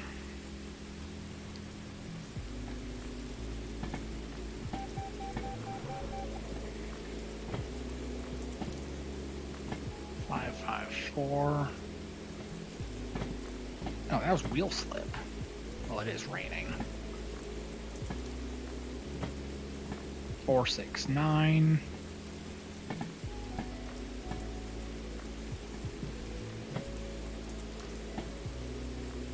708.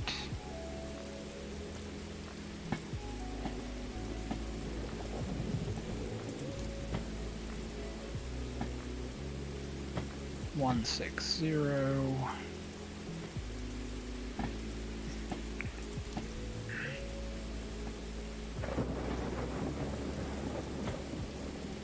441.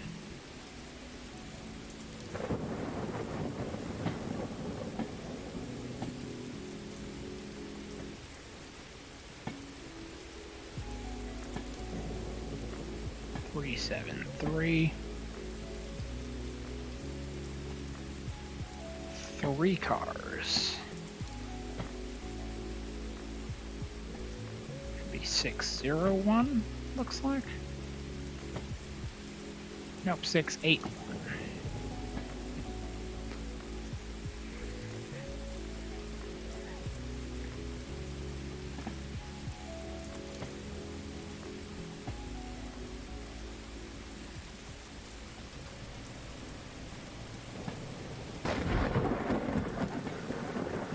Okay, 306. 6.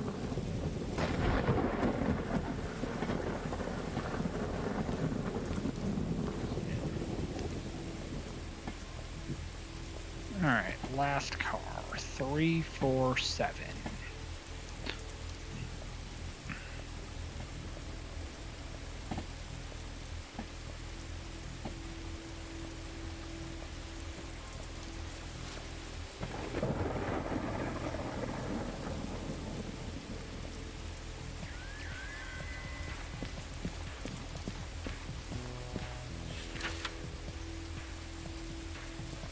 Alright, and then this next one is 3, 6, 5.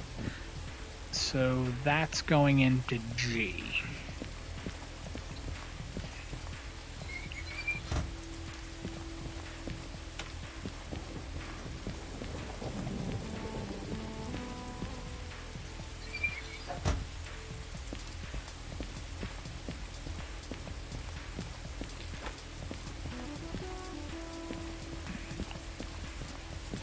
Alright. Close. Open. Leave that alone.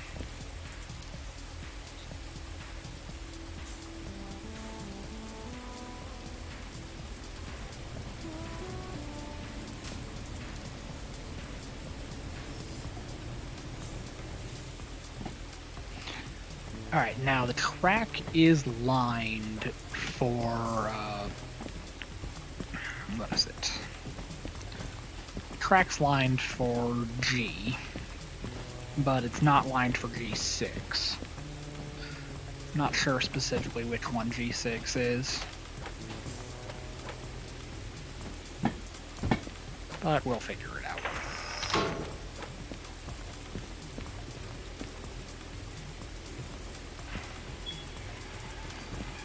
Okay.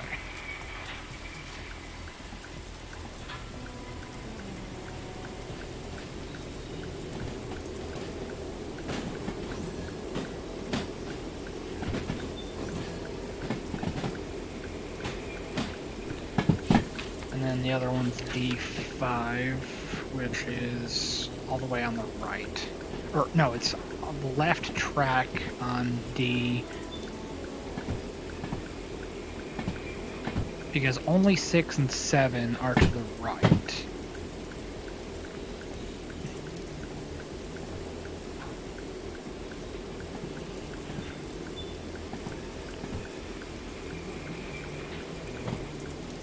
Alright, let's go right here. There's our switch.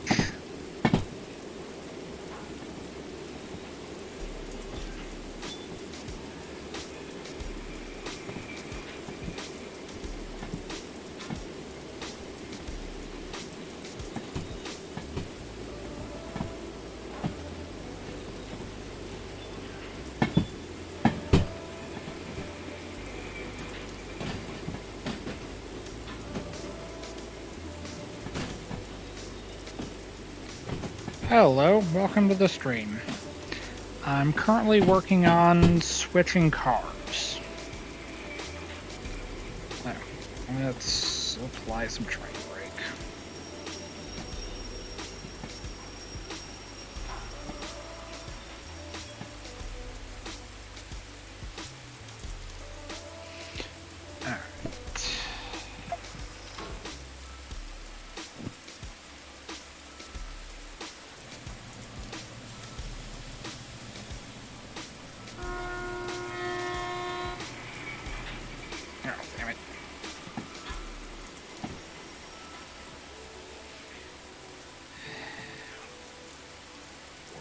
Supposed to go forward.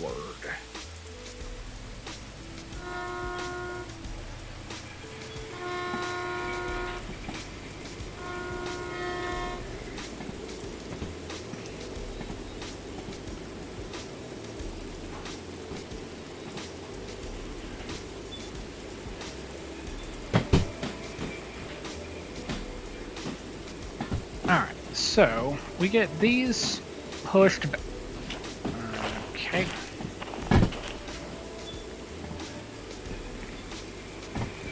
Okay. pro tip, don't ride over the edge of the track. If you're going to stand up here on this platform, you stand on the outer edges if you're protecting a shove.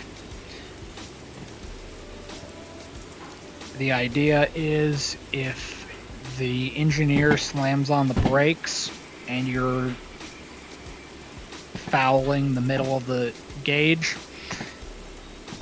you get thrown in front of the train and run over.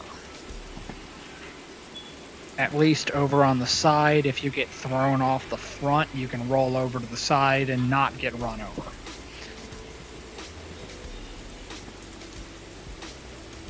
Yeah, generally speaking, you don't want to get run over.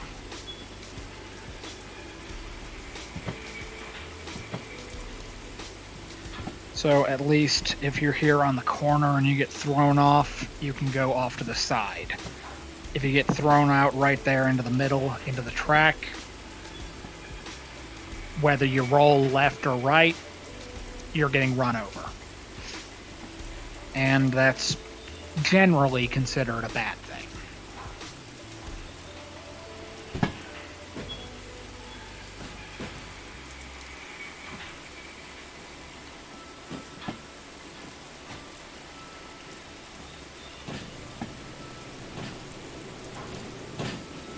So yeah, I've been doing some yard jobs in the game because I'm trying to get a few more licenses.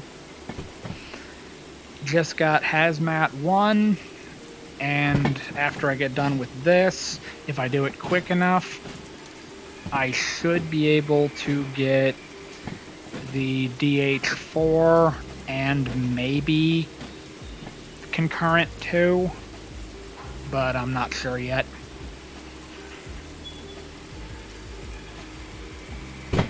Or Hazmat 2.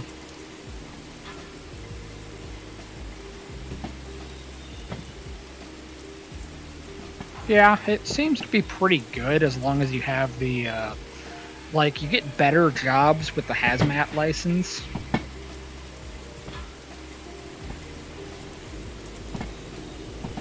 Alright, so G switch is lined into G. Alright, but I know I'm not lined up for 6.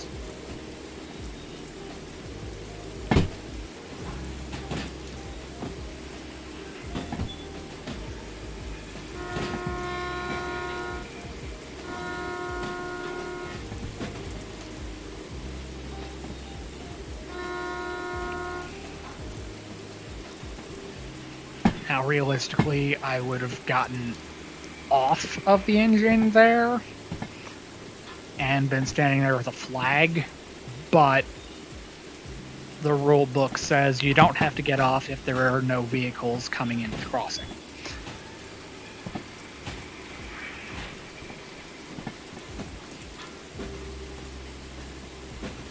So it makes it interesting. Alright, so we gotta throttle up a little bit, even though we're getting a little wet.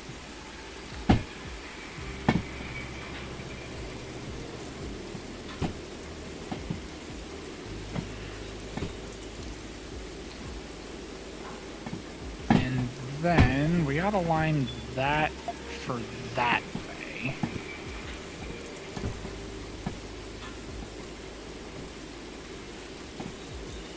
Alright.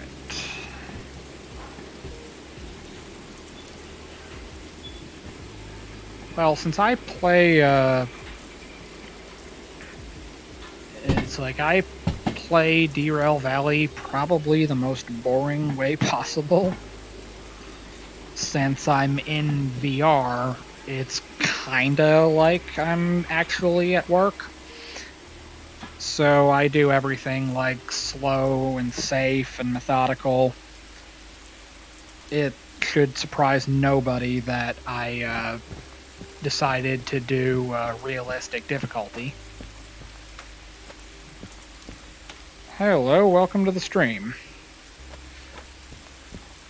You got me when I'm currently working on switching cars in the yard.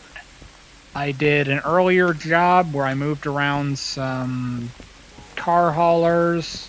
Alright, 3, 4, 5, and 6. Okay. So we gotta go this way. Moved around some car haulers. Now I'm moving alcohol. Well, the alcohol's already unloaded. Alright. So we are lined for 6, and 6 appears to be empty.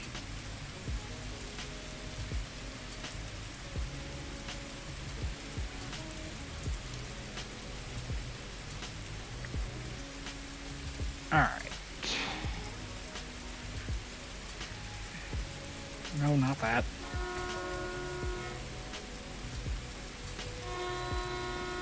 And I am successfully protecting the shove from the ground.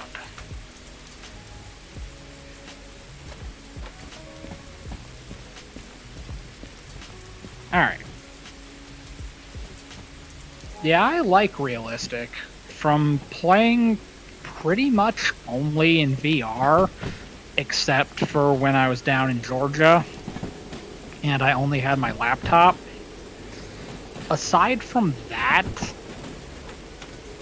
realistic is pretty much no different from playing in VR.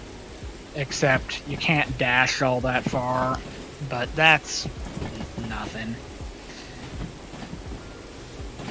Alright, let's apply some brakes. That's probably too much brake. Alright, because that's the car that's going to the D track.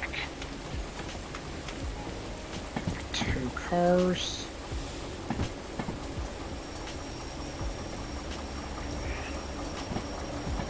Yeah, that should be enough.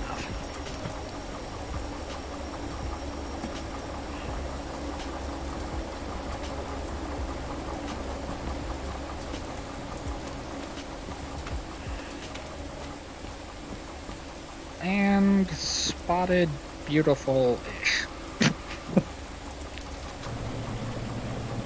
Alright, let's just shove it in a little deeper.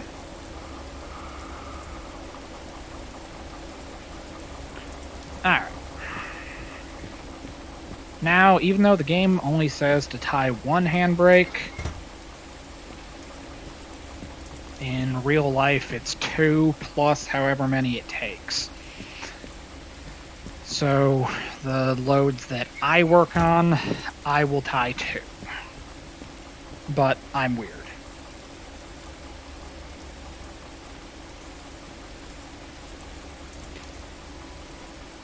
See, luckily, I'm here in the US, so I work with AAR Knuckles. And they're very easy to use. They're almost idiot-proof.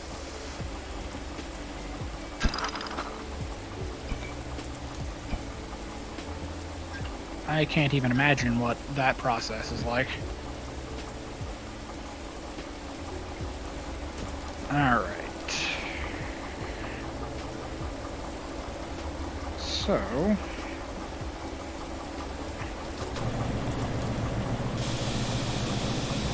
Alright. Now let's take this 1 car out of here. And all is right in the world.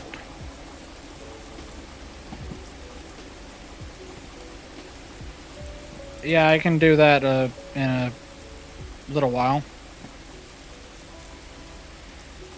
It's not too bad. The bad ones are where something's been sat for months and years and the grease on the screws has turned into a solid. Yeah, old grease is not fun to work with.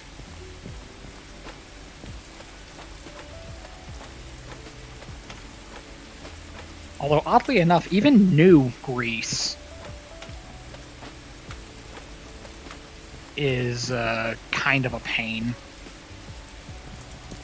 Especially if it's been out in the rain like this. Like, see, before I started working for the railroad, I drove trucks. And you use this heavy grease on the fifth wheel for a tractor trailer. And when you get the company that I worked for, when you get it out of the pouch or out of the tube, it's like this nice, pretty blue color. And then they just like cake it on there. And when they do that, you inevitably scrape off some of it when you couple with the fifth wheel for the first time. And when it gets like stuck on the inside of the frame, it's not really doing anything to help the fifth wheel. It's just kind of like there. And it kind of like congeals into like this rock-like thing. And then if you accidentally make the mistake of grabbing it, if you get it on your clothes, it's never coming off of your clothes. Just like the grease that we use to protect the flanges on the wheels for the rails, that grease is never coming out of your clothes either.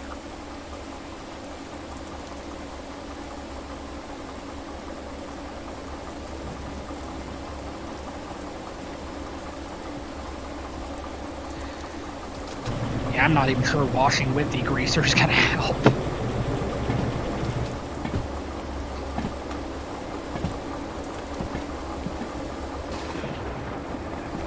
Alright.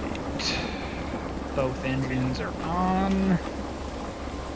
Although definitely at this point I don't even need the two engines.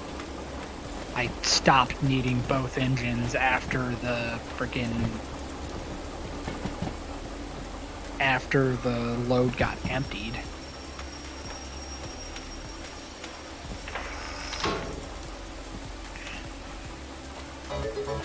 Hello? Yeah, thank you for the follow. Hopefully you're enjoying the stream.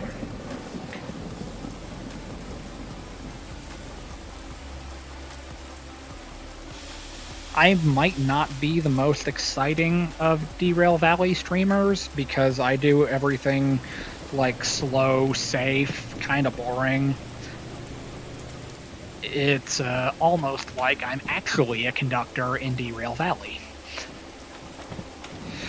as opposed to being a conductor from Norfolk Southern. Although if you want to be technical, I'm a conductor trainee. I'm not even a fully operational conductor. I got a couple more weeks for that. But I like to think I'm catching on to this stuff pretty quick.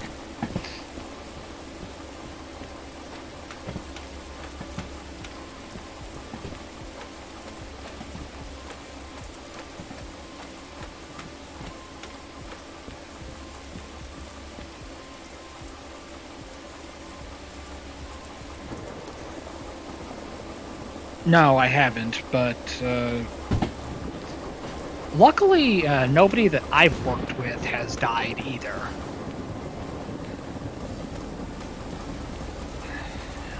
Other people definitely have. This job is dangerous. It's every bit as dangerous as when I was driving trucks.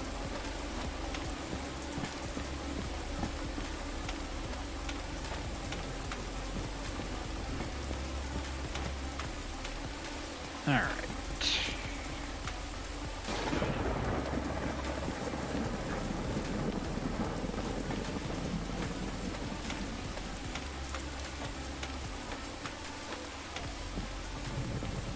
Okay, good.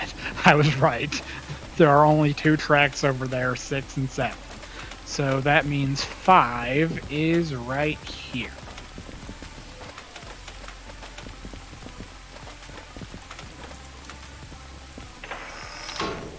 Alright.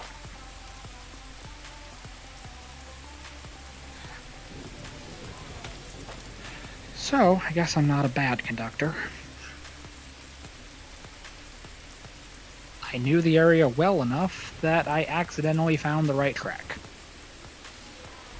But I've been playing Derail Valley for a while, so I should be somewhat familiar with it, especially since the harbor was like my preferred like operating area. Since you asked about Discord earlier, I'm not hard to find. I use the exact same screen name on Discord as I do on Twitch and YouTube. I don't think I have a link to it, but it's not hard to find. Alright, let's flat spot the hell out of the brakes, or the wheels, and get this thing spotted, and we're good to go. I've been very lucky. All of my switching jobs, the storage tracks have been empty. Alright. So, let's go over here. Disconnect that. Disconnect that. Alright, let's get under here. And let's pop it into reverse real quick. Alright, let's go right here. So yeah, I said earlier, in real life, you try to walk as little as you can get away with.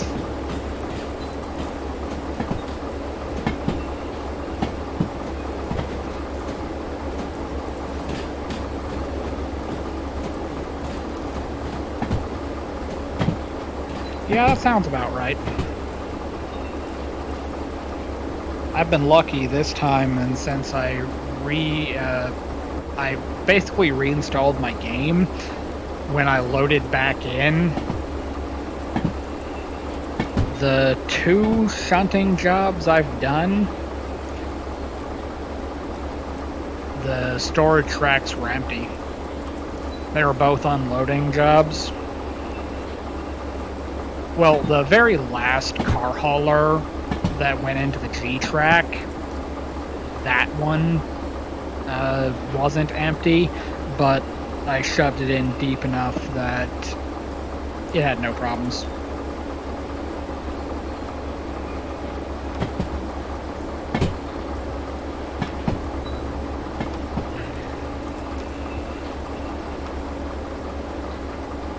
Yeah, here in the US, we can ride on platforms of engines, sill steps of engines, and we can ride on any car that has either horizontal grab irons or yeah, grab irons at least waist high. Get that lined back up to D, or the loading track. Alright, and then we gotta get past this switch and get lined back up to G. Or I'll just fall off. Screw it.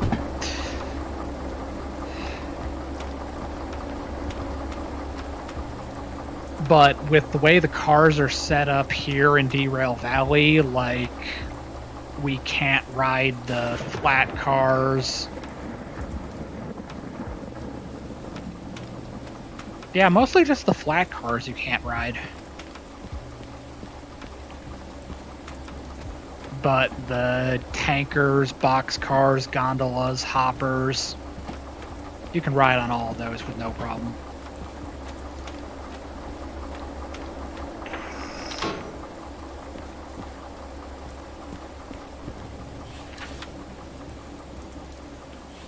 Alright, let's take this in real quick.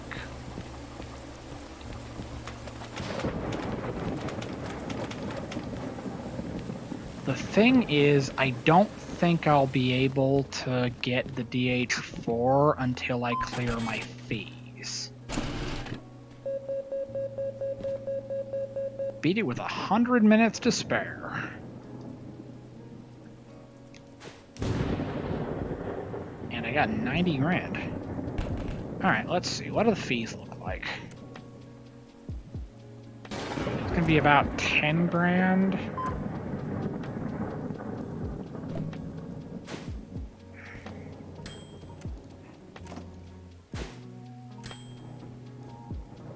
All right, and I got 116,000. That is perfect. All right, so go down here, and I need DH4.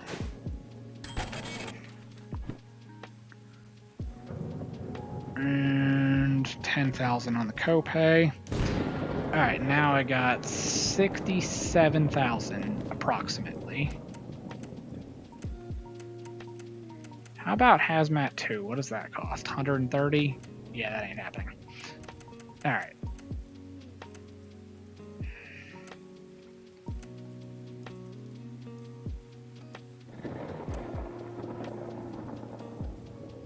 I could get that.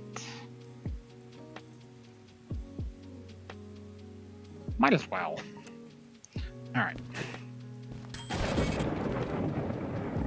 All right, now I'm back down to being broke again. All right, so now I got the 3 and the 4. All right. Let's fire up my engines and get them back to the roundhouse. All right, so release that.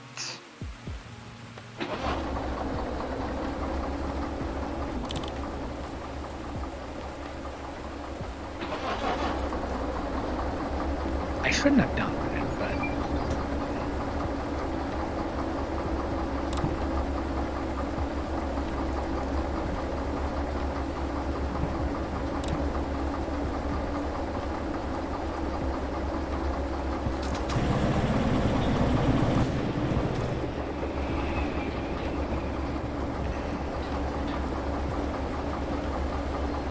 No, I have manual service. I was just trying to see if it would be too expensive to service them at the office instead.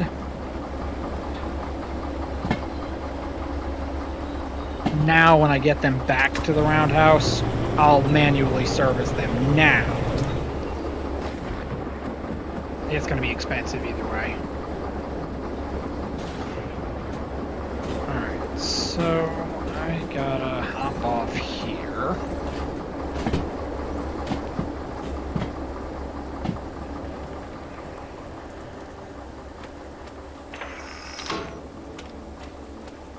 I shouldn't have done it that way.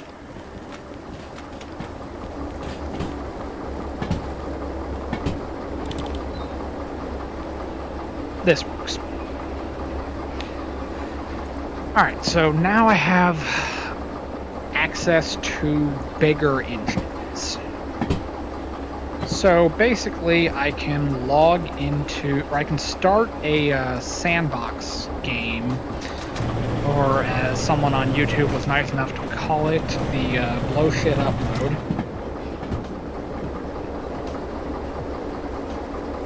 Alright, now we're gonna go grab that DH4 that's in there right now.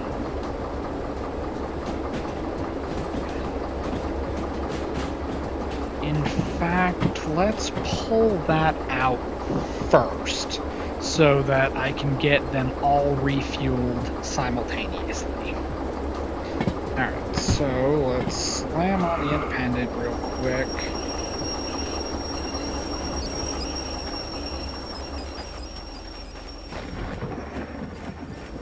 Surprised that's not wheel slipping like crazy. Alright, let's go over here. This will be my first time operating the DH3, or yeah, DH4.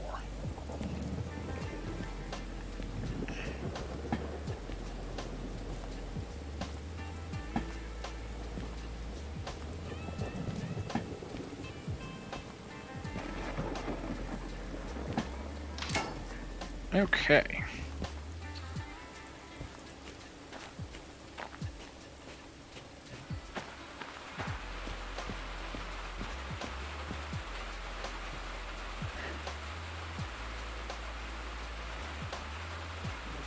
really cool engine.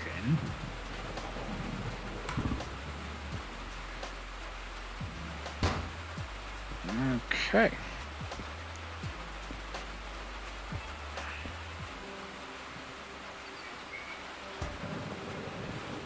Alright.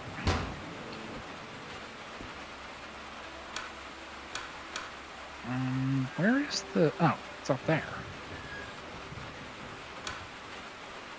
Alright, starter, electrics...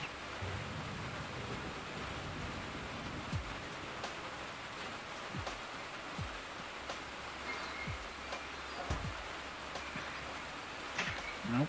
Come on. Okay. I don't want to. I'm trying to... Alright, whatever. Alright. Cab lights.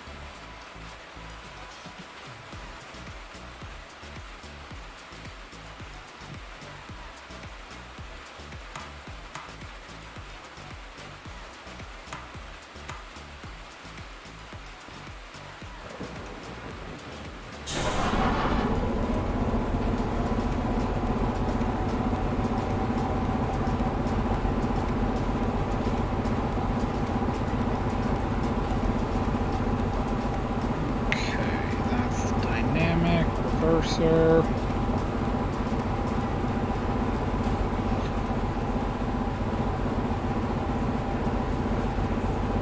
Alright.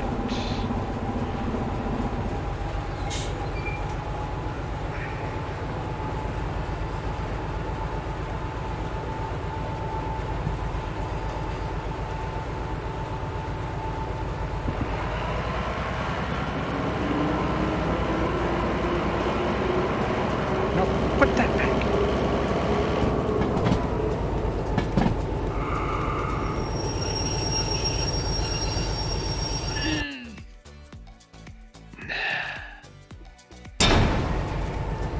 Fantastic. Alright, gotta update that.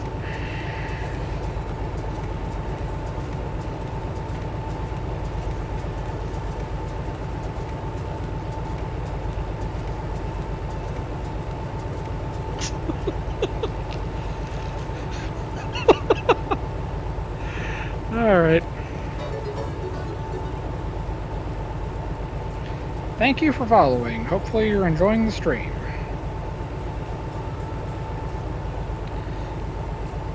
Okay.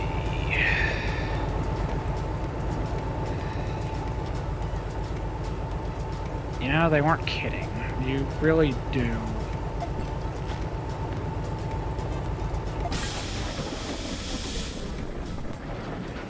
It's like you really do get in trouble with the remote.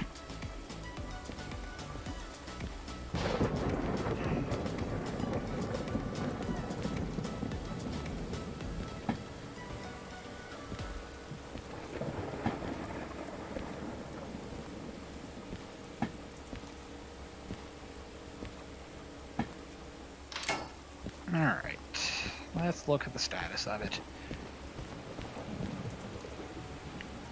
Did we break it too much? Somehow we did not.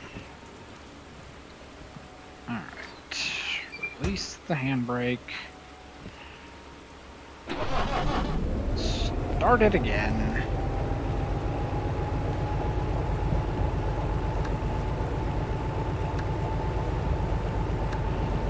Okay, let's try this again.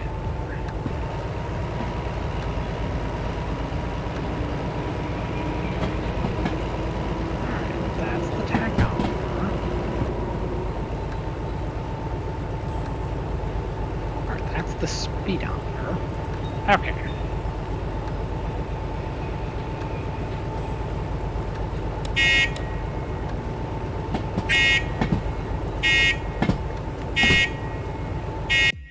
Let's go over here, so I'm away from my desk.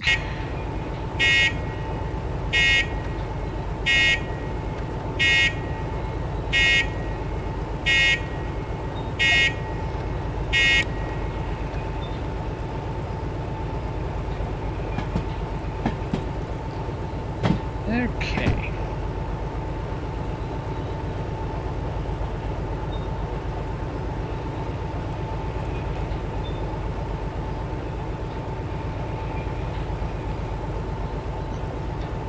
Alright, let's turn on the wipers.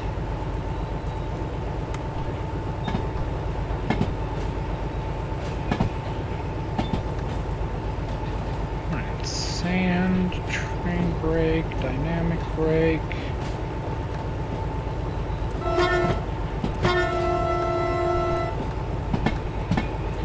Alright, let's see. How are we doing? We're getting past it now.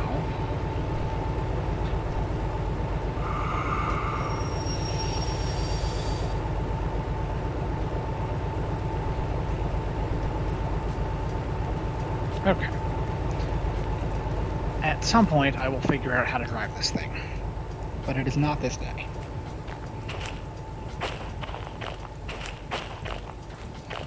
Alright, now we're going to connect this thing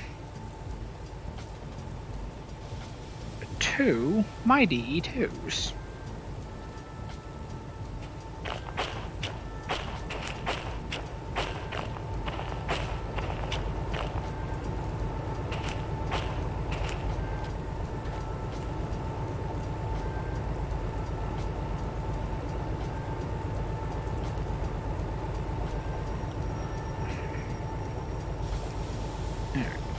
Let's not slam into the back of the DH4 too hard.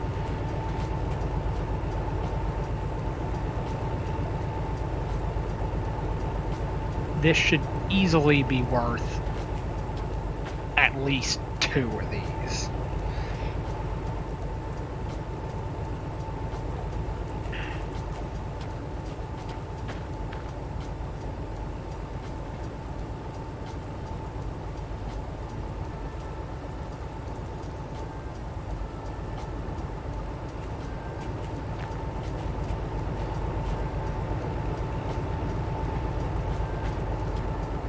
It is a pretty good size engine.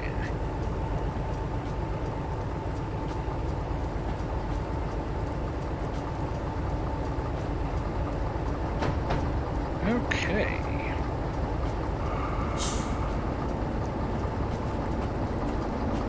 Alright. Let's grab this, put it right there.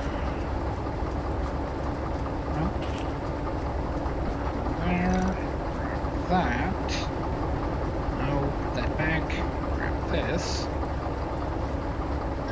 Grab that. Alright, grab you. Grab you. Okay.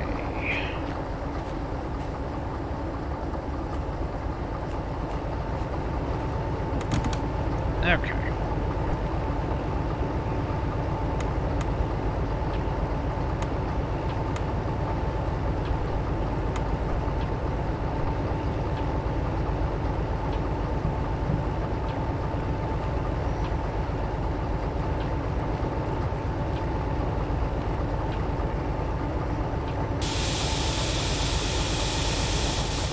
Okay, now we gotta get past the switch.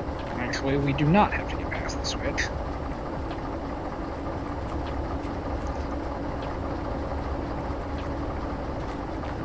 Alright, running.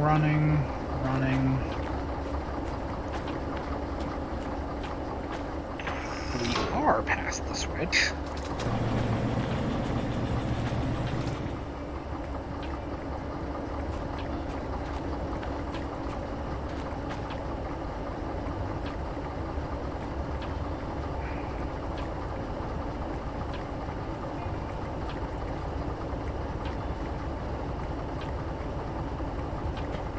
Well, if it's worth 2 DE2s, then I should be able to do the same crazy jobs that I was using 4 of them for the last time.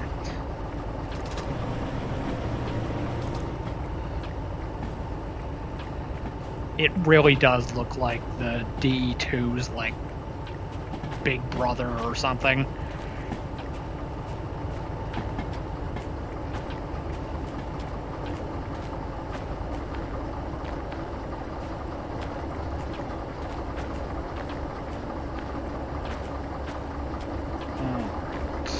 let's grab this.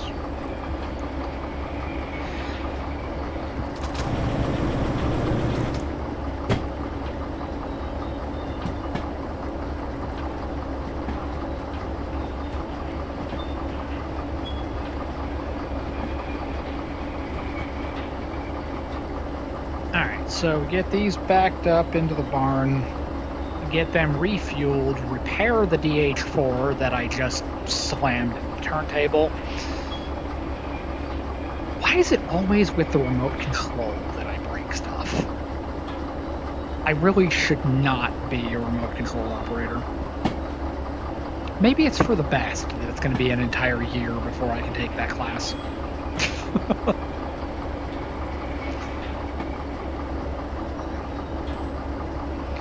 Because apparently real remote control operators do stupid shit like that all the time.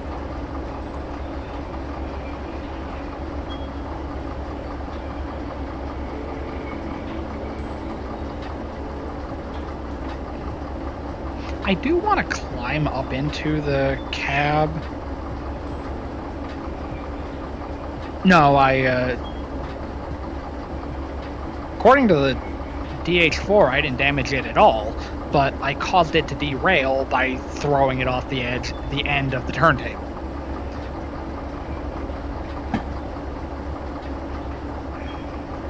So being stupid with the remote caused the derailment.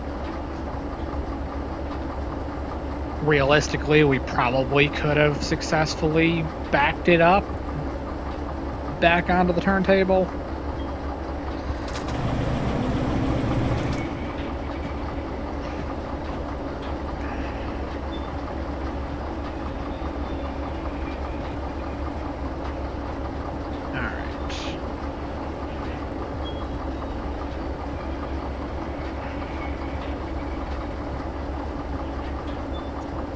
Should climb up in the cab of the DM3 just to see what it looks like in there.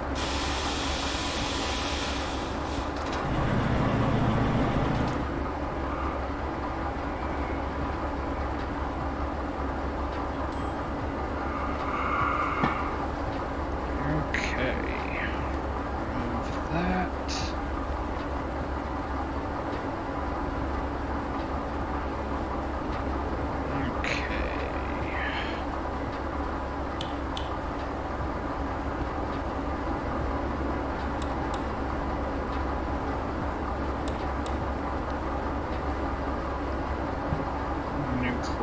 Reverser, brakes are fully applied,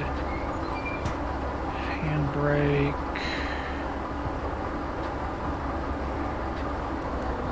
fuel cutoff. Okay.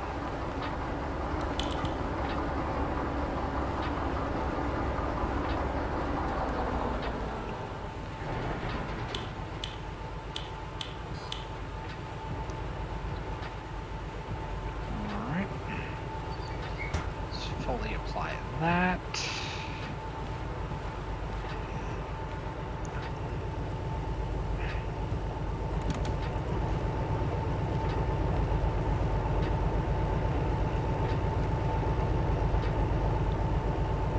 Why do I have a feeling that that's what you do in real life? You walk on this.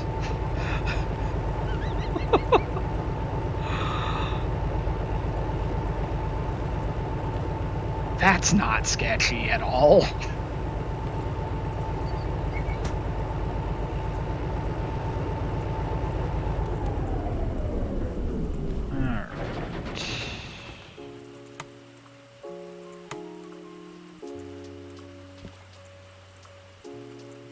Oh, that's kind of cool.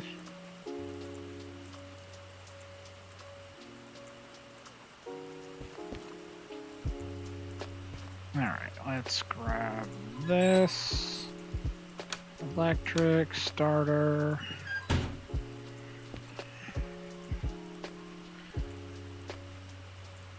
Alright. That should cover everything. Oh yeah, I wanted to check that.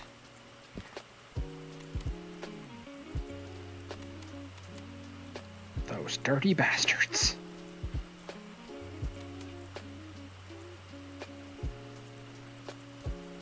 I thought you could. Oh, you can.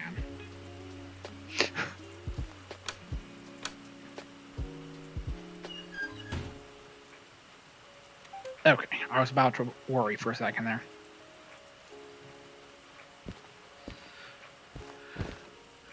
All right.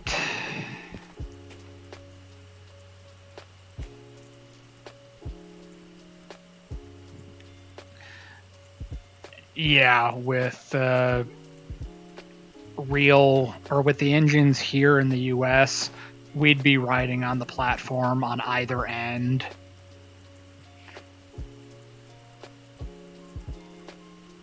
And you can walk around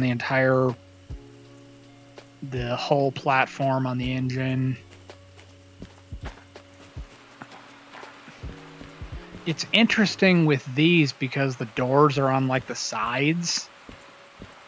Whereas like I'm used to the engines that look sort of like the DE6, and there's the conductor side door on the front of the cab and the engineer's side door on the back of the cab, and then you can walk around the entire platform of the engine. Alright, so let's grab our fuel probe, plug that in. Why are you... I shouldn't worry about it.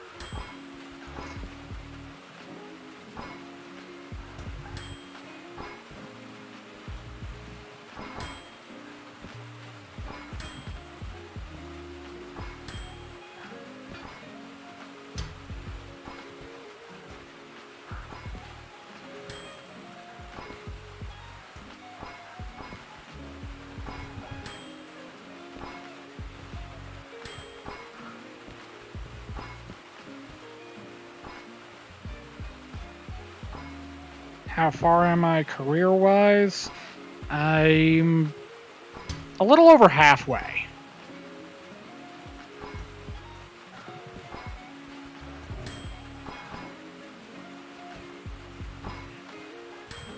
I just got the licenses for the DH4 and the DM3. I have Hazmat 1.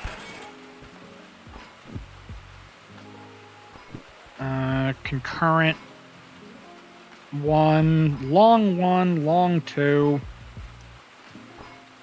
Come on. Okay, I don't know what is going on here.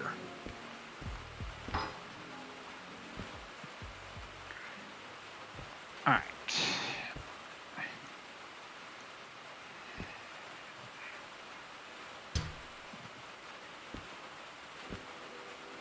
Alright.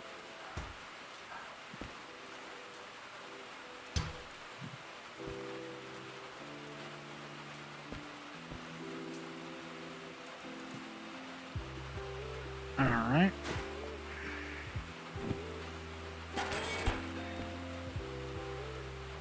Alright, so let's throw these away. Apparently I did break something.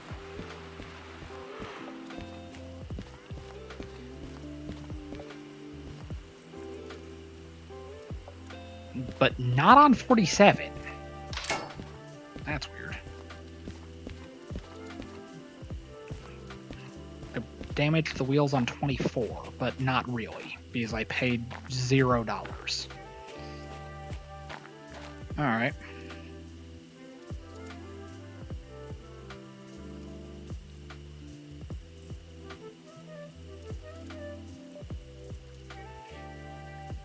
Yes, the MU license was probably the first thing that I got, because I did a job. I spawned in the steel mill, and I did a job carrying basically rolled steel up to the machine factory. I got to that hill just north of City Southwest, and bad things happened. So I blew the traction motors on the first DE2, had to run down, get a second DE2 from City Southwest, ran up, slammed it into the back, and I was using it as a helper engine, and I would bounce back and forth between the two cabs, and I finally got all the way up the hill and got to the machine factory. And then I got the cars spotted on the track that I was working on. And I decided, all right, I'm just going to run around the train, connect my two DE2s back to back. So I got the shunting license, the MU license, the concurrent jobs one, because you needed concurrent one to get MU. And then I did a couple of random odd jobs for a little while. And it culminated in taking I want to say some car haulers out of the harbor and taking them back to the machine factory. Or I was taking something to the machine factory. No, it was intermodal containers and boxcars going to the machine factory. And I tried my absolute hardest to get up the hill on the west end, so going up the mountain, and it did not work. I had to go up the hill with 4 DE2s. So I determined at that point that the first license I was going to get when I had the money for it was the DH4. And, well, I did a couple of switching jobs here. In just this stream, I got the DH4 and the DM3. Haven't used the DM3 yet, already derailed the DH4 once.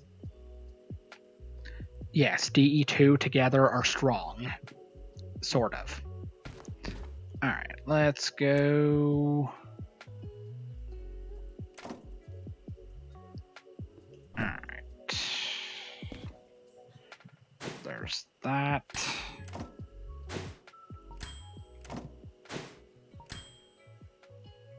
Okay, and just to check, copay remaining $51,000. Alright, so I'm almost 2/3 of the way through having all of the licenses. Before you try driving the DM3, look up what order to change the gears in. Saves a bit of a bill. I've seen the gear pattern in the Discord server, so I got a rough idea of how it works.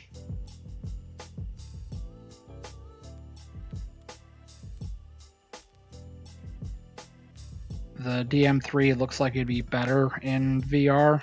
It might be. It's kinda like... I haven't personally driven one, but it's kinda like the old days back before we had the range and splitter switches in trucks. And what I mean by that is back when there were 3 levers instead of having everything on one lever split into multiple parts. Well, there are 2 switches and like 3 positions each, and it kind of counts like binary. So like 1, 2, 3, so on and so forth. Or 3, 4. It's a bit of a process. But it shouldn't be too complicated. But I have now been doing this for almost 3 hours. So, as a bit of a recap of what I've managed to accomplish in this decent length stream, I started in having reinstalled the game to try to clear up this cloud save issue that I've been having. It still hasn't been cleared up to my knowledge, but I'm still working on it. Came in, did not 1 but 2 shunting jobs. First I did some car haulers, then I did some alcohol. Then I got the licenses for hazmat, the DH4, DM3, and also long 2, so I can pull longer, heavier trains. It's going to be a couple more jobs until I get the DE6 license. That'll be the next big one. And I already had a derailment for today. I came onto the turntable a little too hot and flew clean off the other end. So, mistakes were made. Bad things happened, hilarity ensued.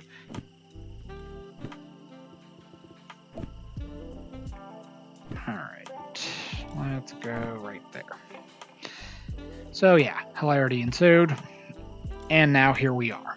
So, next time, assuming I don't reset the game again and get all new jobs again, which I probably will do if I'm being completely honest, but assuming I don't just go and get all new jobs and reshuffle this whole thing around, next time I'm going to be taking some kind of longer, heavier train, preferably somewhere like either City Southwest or the oil well, machine factory, something of that nature. I'm going to do something bigger and heavier.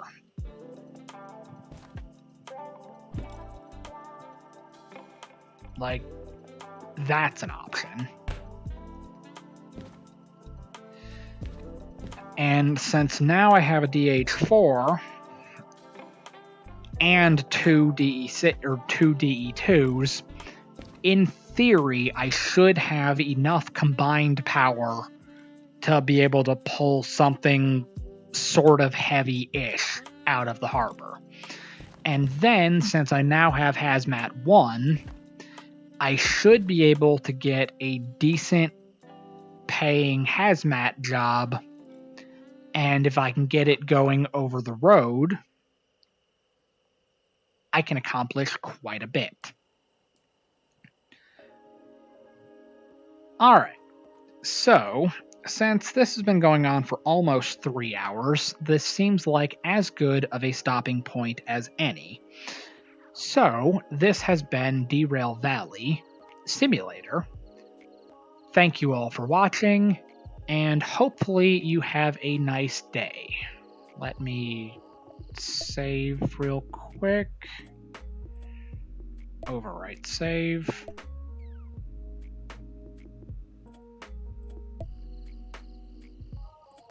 So yeah, hopefully you all enjoyed the stream.